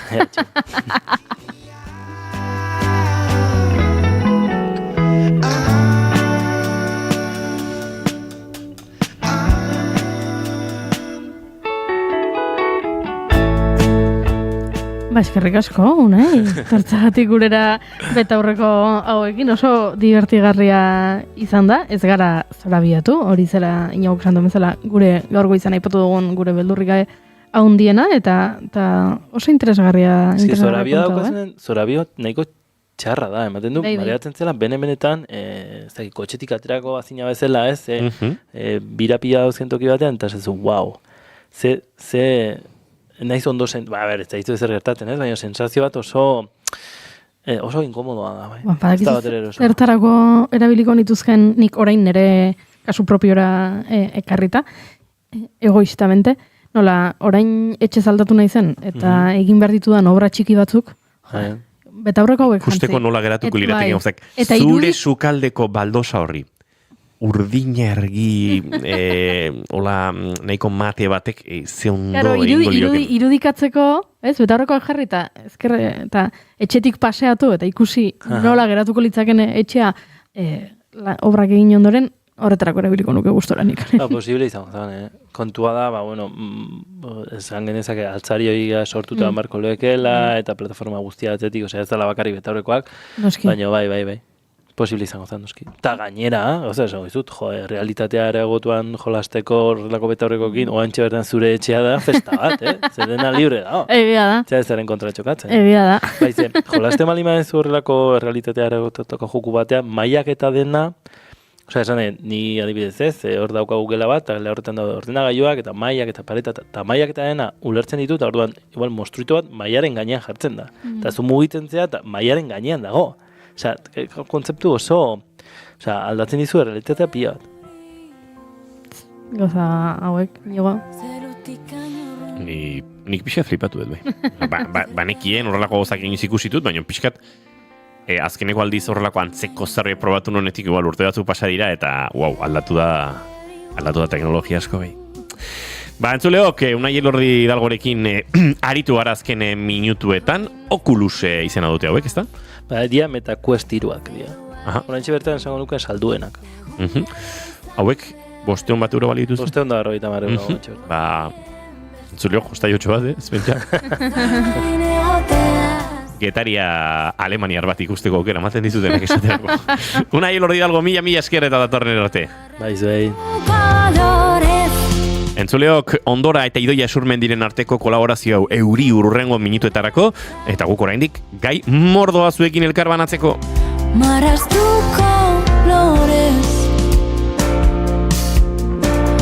hiri zuri beltzau da zare ateratzea posible ez denean ondora bidean zainduko duelkar.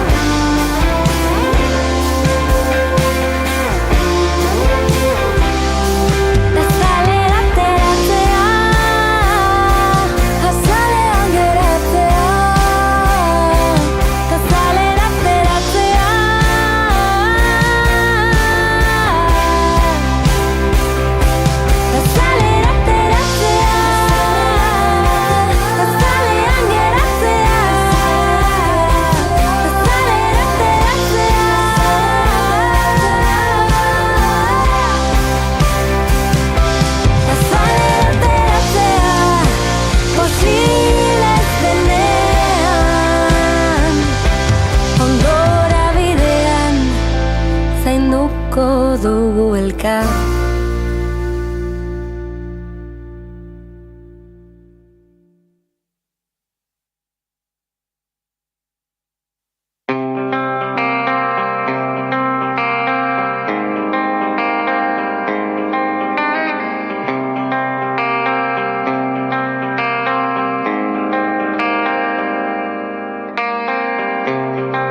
Ez da errezame etxegitea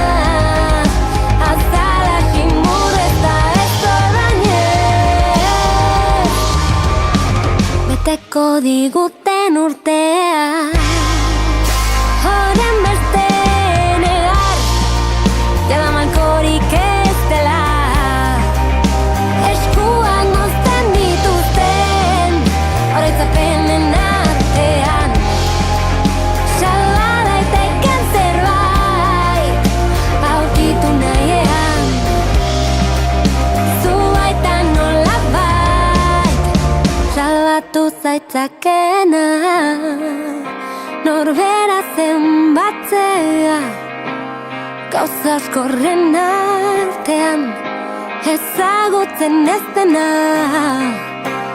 Falta motatzen ala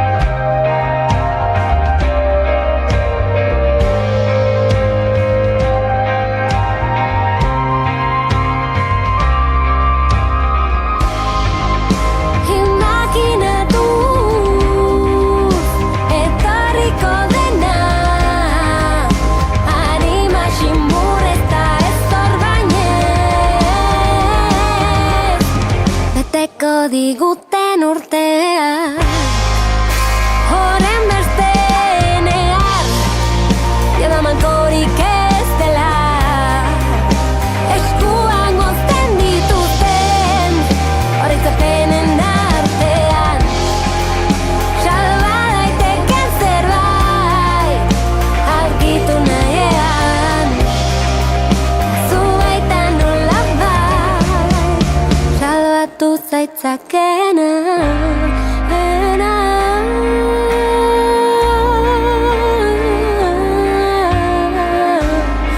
Salbatu zaitzakena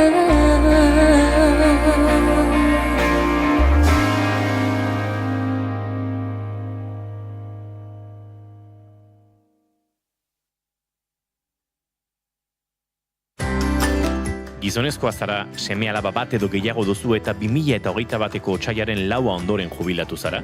Adi, zeren Europako Justizia Auzitegiaren azken epaiaren arabera, zure hileko pentsioa 35 euro igo daiteke seme-alaba bakoitzeko.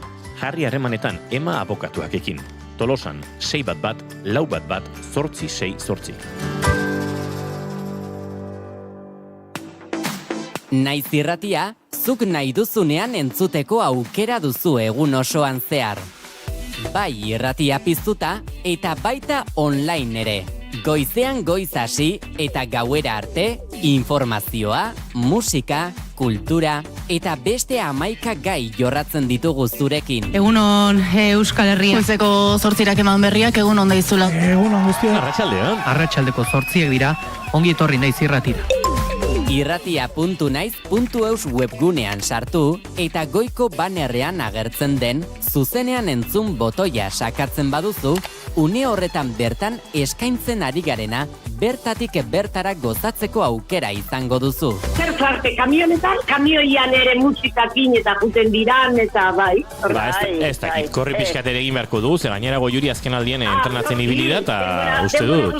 Denbora guztin ez du balio, kamionetan sartuta. Ilusio guztiak animatzen diteu korrika egitea. Ondo izan.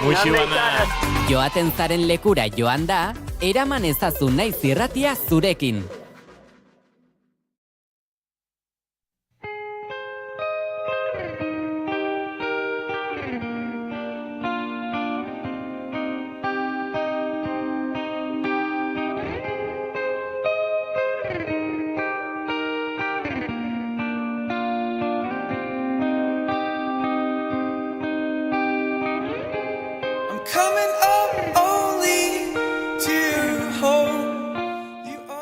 Leherketa bat, txirrina, bileteak, bilete asko, txakur bat, mimo bat, lapurreta bat.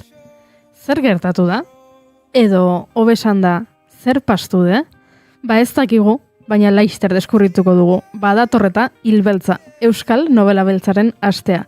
2026ko hilbeltzaren 19 hasi eta 25ean bukatuko da aurtengo edizioa.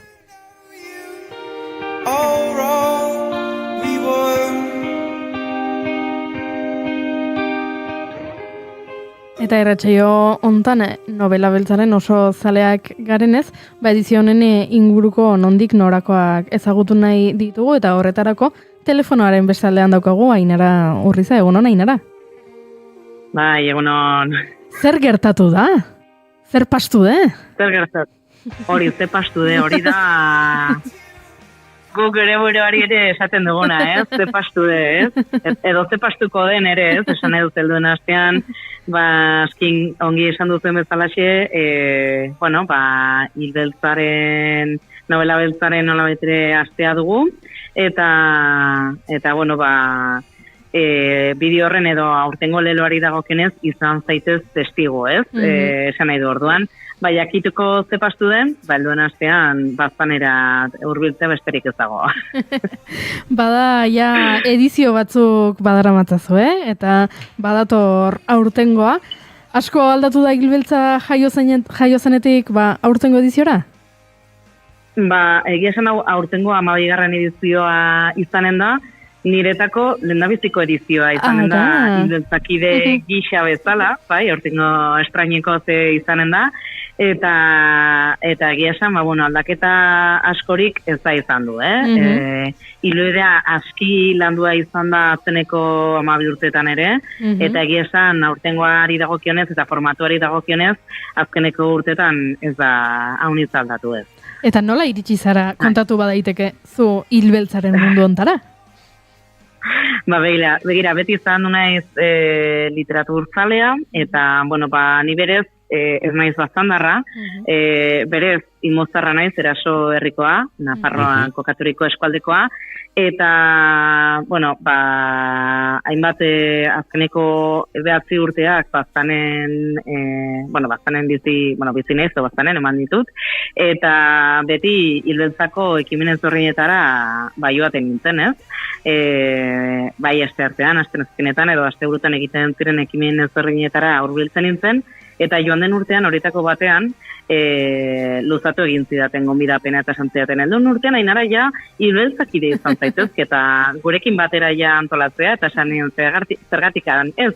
Eta orduan, horrengatikan nolabait ere aurten, estraineko zarituko naiz hilbeltzakide bezala. Eta, gonbidapena dut ere lankidea Maitane dut, eta, Maitanek nolabait ere beti animatu nau nolabait ere bertaratzeko eta parte hartzeko, bai. Zure lehenengo edizioa izango da, ekimenaren 12. Astelena urtarriak 19 izango da lehenengo hitzordua.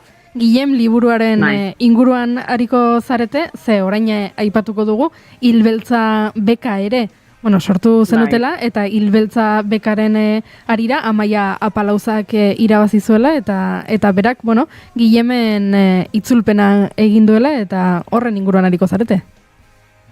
Aski ongi esan duzen bezalaxe, beka, antolatzen den beka hori, Baztango Udalak, Hilbeltza Elkarteak eta Txalaparta Argitaletxeak elkarlanean sustatutako euskal literatura beltzan eta nolabait ere murgiltzeko, edatzeko eta euskaratzeko beka sortu zuten Hilbeltzakideek 2017 urtean, eta txandaketzen da, urte batean sormen lan bat nolabait ere premiatzen da, eta hurrengo urtean itzulpen lan bat txandakatuz, Aurten ez, hau da, 8. bekaren ondorioa, Gaztelenean nolabait ere izpide izanen dugun lana, 8. hilbeltza beka izanen litzateke, Amaia Paulazak eskuratu zuen sari hori, itzulpen lan bat da, Nuria Kadenesen lan batena, Guillem liburuarena, eta hori arratsaldeko 7:00 izanen da Arizkungo medikoaren etxean, hori izanen da, asteari asteko eta osmenta emateko izanen den lehendabiziko hitzordua, Bekak, agian entzuleren bat daukagu bekara izen emateko prest dagoena, eta orduan, haizu informazio gehiago ere emango dugu, esan bezala urtero antolatzen duzuen, beka bat da, eta urtengoa ere, okerrez banago, zabalik dago. Hori da. Aurtengo beka 10. nolabait ere saria izanen da, Erran bezala, deialdia ja dagoeneko astelenean ateri zen, urtarriaren 12an atera zen, eta martxoaren 16 hartio izanen du epea, norbaitek nahi izanez gero lana aurkezteko. Zer izanen da? Itzulpen lan bat da, Friedrich Dürrenmatten das Westergem liburuaren lehendabiziko 2 kapituluen lagina aurkeztu beharko dute, edo du pertsona horrek, beka nola bitere, bekaren hortan sartzeko, ez? Aipatzeko, aurkezteko epea izanen da martxoaren 16a, eta deialdia ja eginda dago, eta nolabait ere, nondik norakoak jakin nahi izanez gero, bai, hilbeltzako webgunean sartu zeroz, hor daude nolabait ere, oinarri guztiak, bai.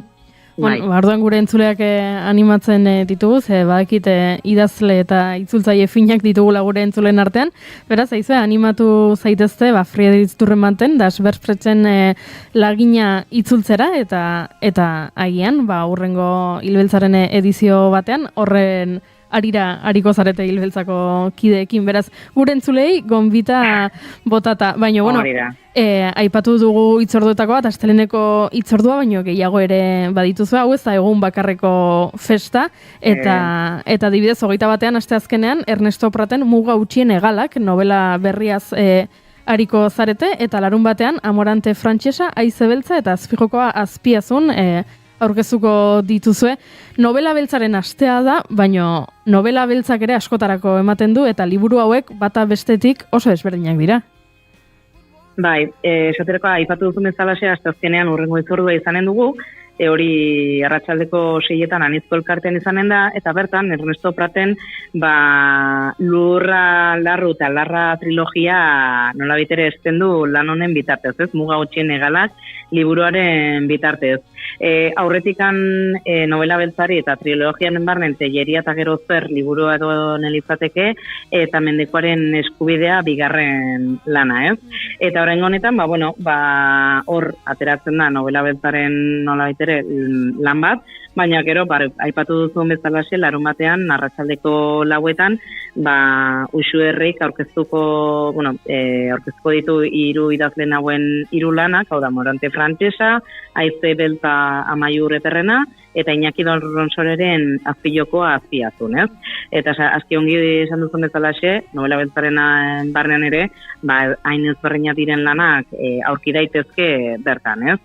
Gainera bertan, larun batean erratzun, bazkaria izanen da, eta, txartel gutxi gelditzen dira, baina, nahi donaren dako, hilbeltza bazanen abildua@gmail.com elbidean eskatu dezakete edo ditzakete bazkariak, eta animatzen ditut entzuleak hurbiltzera, eta nolabait ere hilbeltzaren nondik norakoak, edo berotasun hori egun horretan edo egun horretan goten dena horretaz disfrutatzera, ez?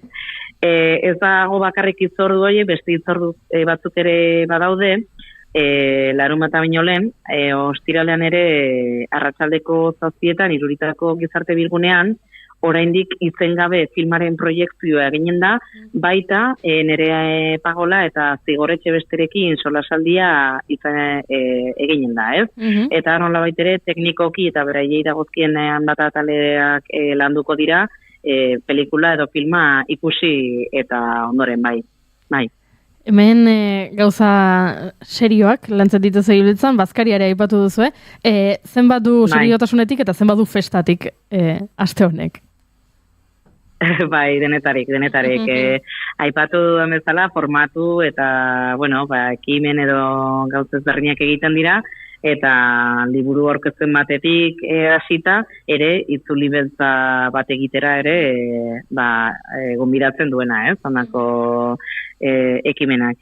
Eta, larun batean ere, goizean, hori bazkaria izateaz gain eta bazkalondoan liburuen aurkezpenak egiteaz gain, ostiralean, larun batean goizeko 11etan, Arizkunenean kulturretxean, Elizondon, nahien buru bat egonen da, Baske Noir edo Euskal Nobeltza izen burupean, Bea Salaberri eta Ingerua Epaltza egonen dira bertan, Reyes Ilintxetak gidaria izanen dutelarik, baina, bueno, hemen landuko dena, edo saiatuko dena da, askotan euskal novela beltza, badakigu zer ez den, baina zer den zehazki jakiten, ez, batzuetan.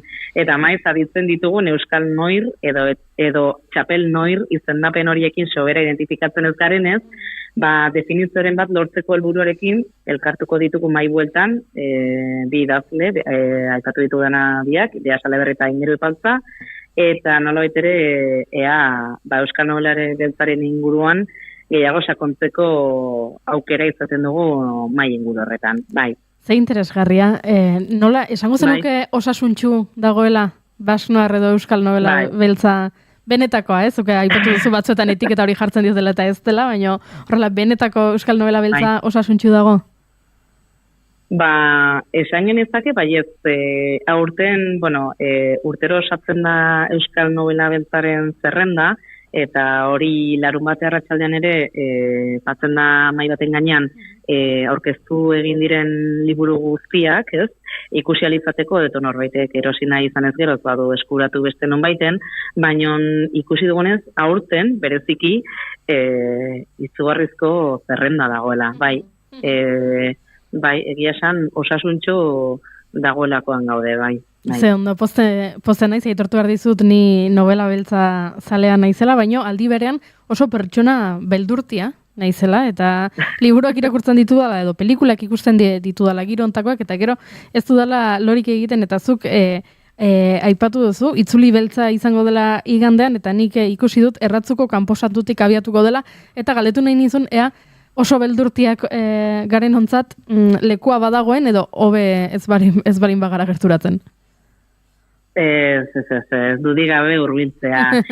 Itzuli beltza aipatzen den eta beldurra eta hori dela eta hori igandean izanen da, esan duzun bezalaxe, goizeko amiketan, abiatuko da, erratzuko kaposatutik, binon itzuli beltza arront polita da, benetan ze hor kontatzen da bertako istorio bat, nolaitere antzeztuta, direna bar, eta egia esan arront polita izaten da, barnean sartzen zara, eta ematen du, istorio baten barnean parte hartzen duzula, bertako istorio hori zatika eta toki ezberdinetan kontatuta, ez?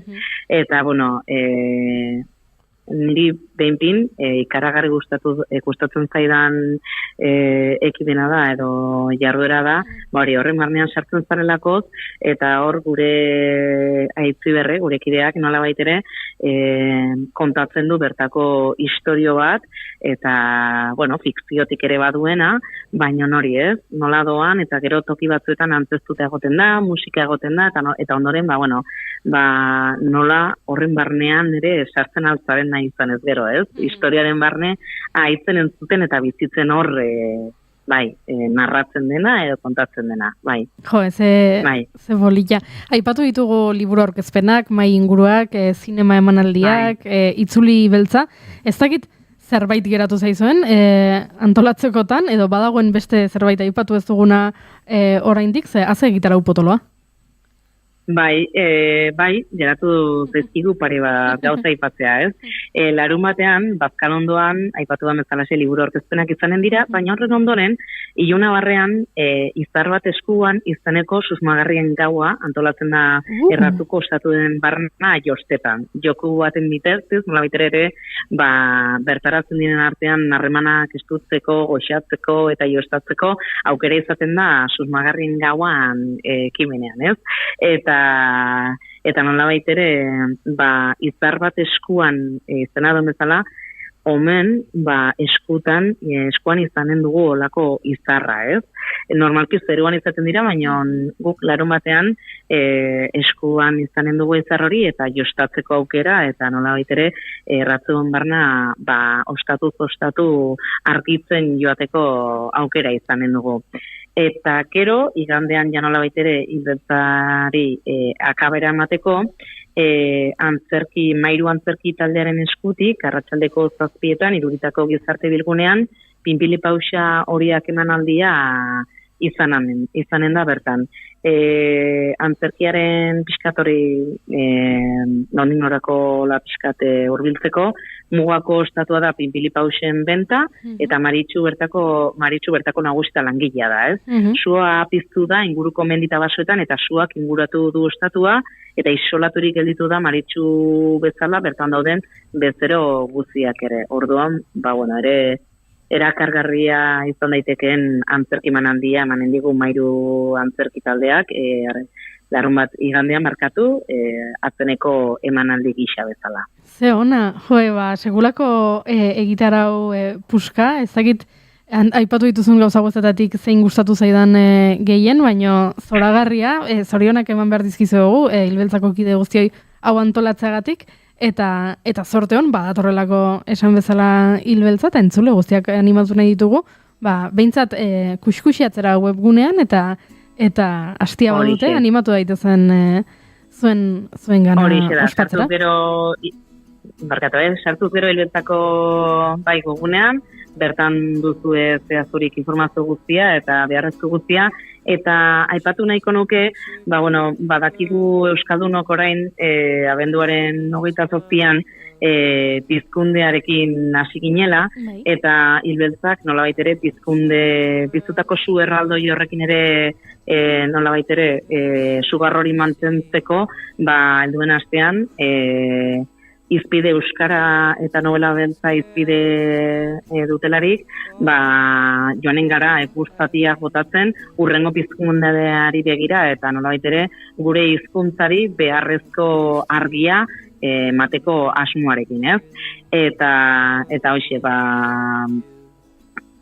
gure ekitaldi guztiak euskara gutxian egiten dira, eta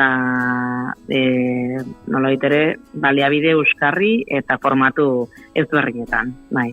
Ze ona, mila esker gurekin telefono bidezko kafe virtual hau hartzeko tarte hartu izanagatik, eta izango dugu zuen berriro ere eskerrik asko, Ainara.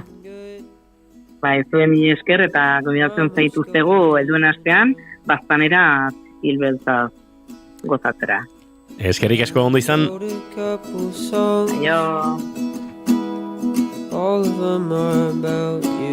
Entzuleok, azken minutuak eguerdiko 12etarako eta gaurko saioa eta aste hau amaitzeko, baina oraindik artestenikoen agendari heldu behar diogu, bixi gainera. Zer aipatu genuen atzo bakarrizketak modan daudela, puripurian daudela, eta asteburuko agenda hartu ezkero topaktuko genituela hainbat hitzortu, eta alaxe da, gaur bertan Ane Lindane Azpeitiko San Agustin Kulturgunean egongo da bere bakarrizketarekin.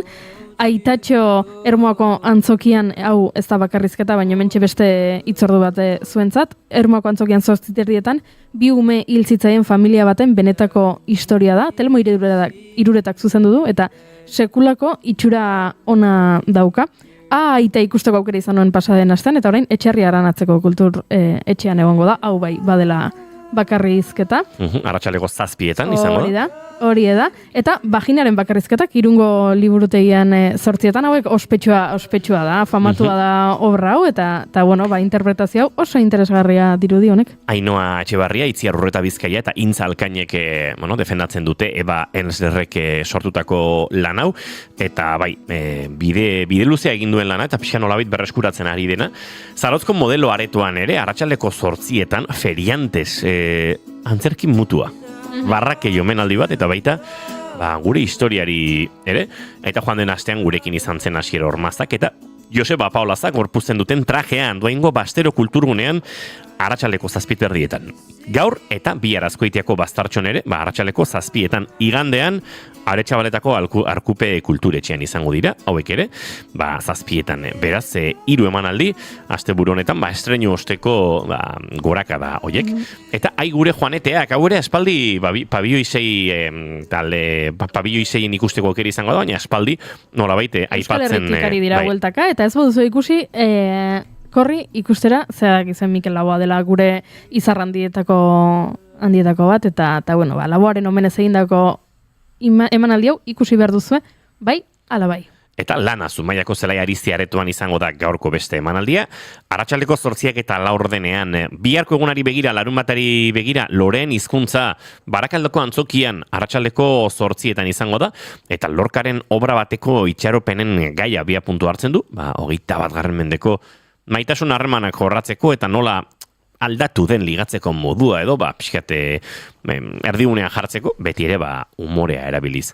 Ugaitze Alegria eta Ainoa Etxebarriaren bakarrizketek osatzen duten ikuskizuna, esango dugu, umorezko ikuskizuna, umorezko bakarrizketak, Mungiako Olalde aretoan 8 Tongola izanarekin, eta baita, desobedienteak ikusteko aukera. 1888, makrosumarioan edo oinarritu, handik unibertsitate giroko bidea egiten du eta handik nolabait mundura, Getxoko Musike Barrin arratsaldeko 8 Maria Goirizelaiak idatzitako lana, eta hor Aiora Enparantza eta Miren Arrieta dira protagonista lan bat elkarbanatzen dutenak, bien artean egiten dute hau, Inigo Azpitarte, Clara Badiola, Kepa Arrasti eta Omar Somaik osatzen dute, Fernando Bernues eta Mireia Gabilondok zuzentzen duten lan hau ni ere ikusteko aukera, Igorreko Lasarte horian. Lasarte aretoan markatu, arratsaleko 8 eta Zorretan Durangoko San Agustin elkargunean, arratsaleko 7, hemen Miren Gaztainaga oso erdigunean, Iñaki Irastorza eta Javi Barandiarenekin batera, matrimonio edo harreman baten krisiaren inguruko lana. Frankopo Leon, geuretik sortuak bekatik eratorritako lana, aurreztanialdea Plentzian, Euskal identitate edo identitateak aztertu nahi dituen antzez lana. Markina Xemengo Barinagako elizan, 6 eukaliptuz, sekretuen basoa Donostiako Kursalen, arratsaleko 6, hau lan nahiko esperimentala da, esperientzia bisual eta musikala, dantza eta musika nolabait etengabeko bakar hizketan jartzen dituena, eta larun bat amaitzeko badu horre beste lan bat ere, hain zuzen ere, Izeba Txirrita, Astigarrako Herribera kulturgunean, arratsaldeko 7 igandean Larrabetzuko ludotekan, arratsaleko 6 eta hauek ere, geuretik sortuak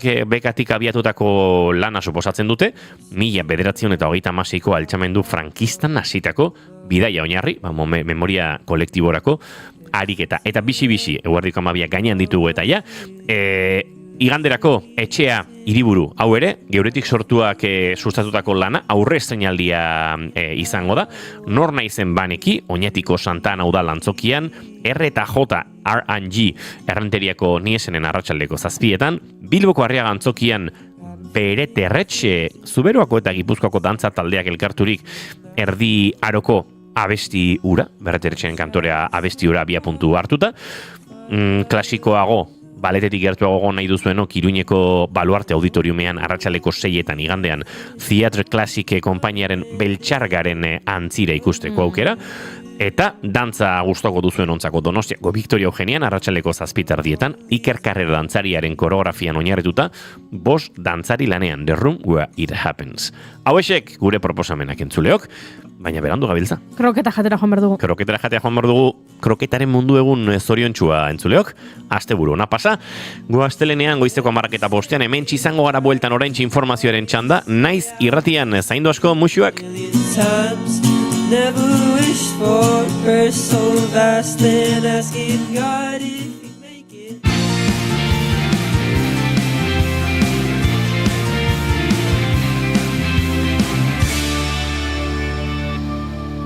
Keep calm and bigarren kafea.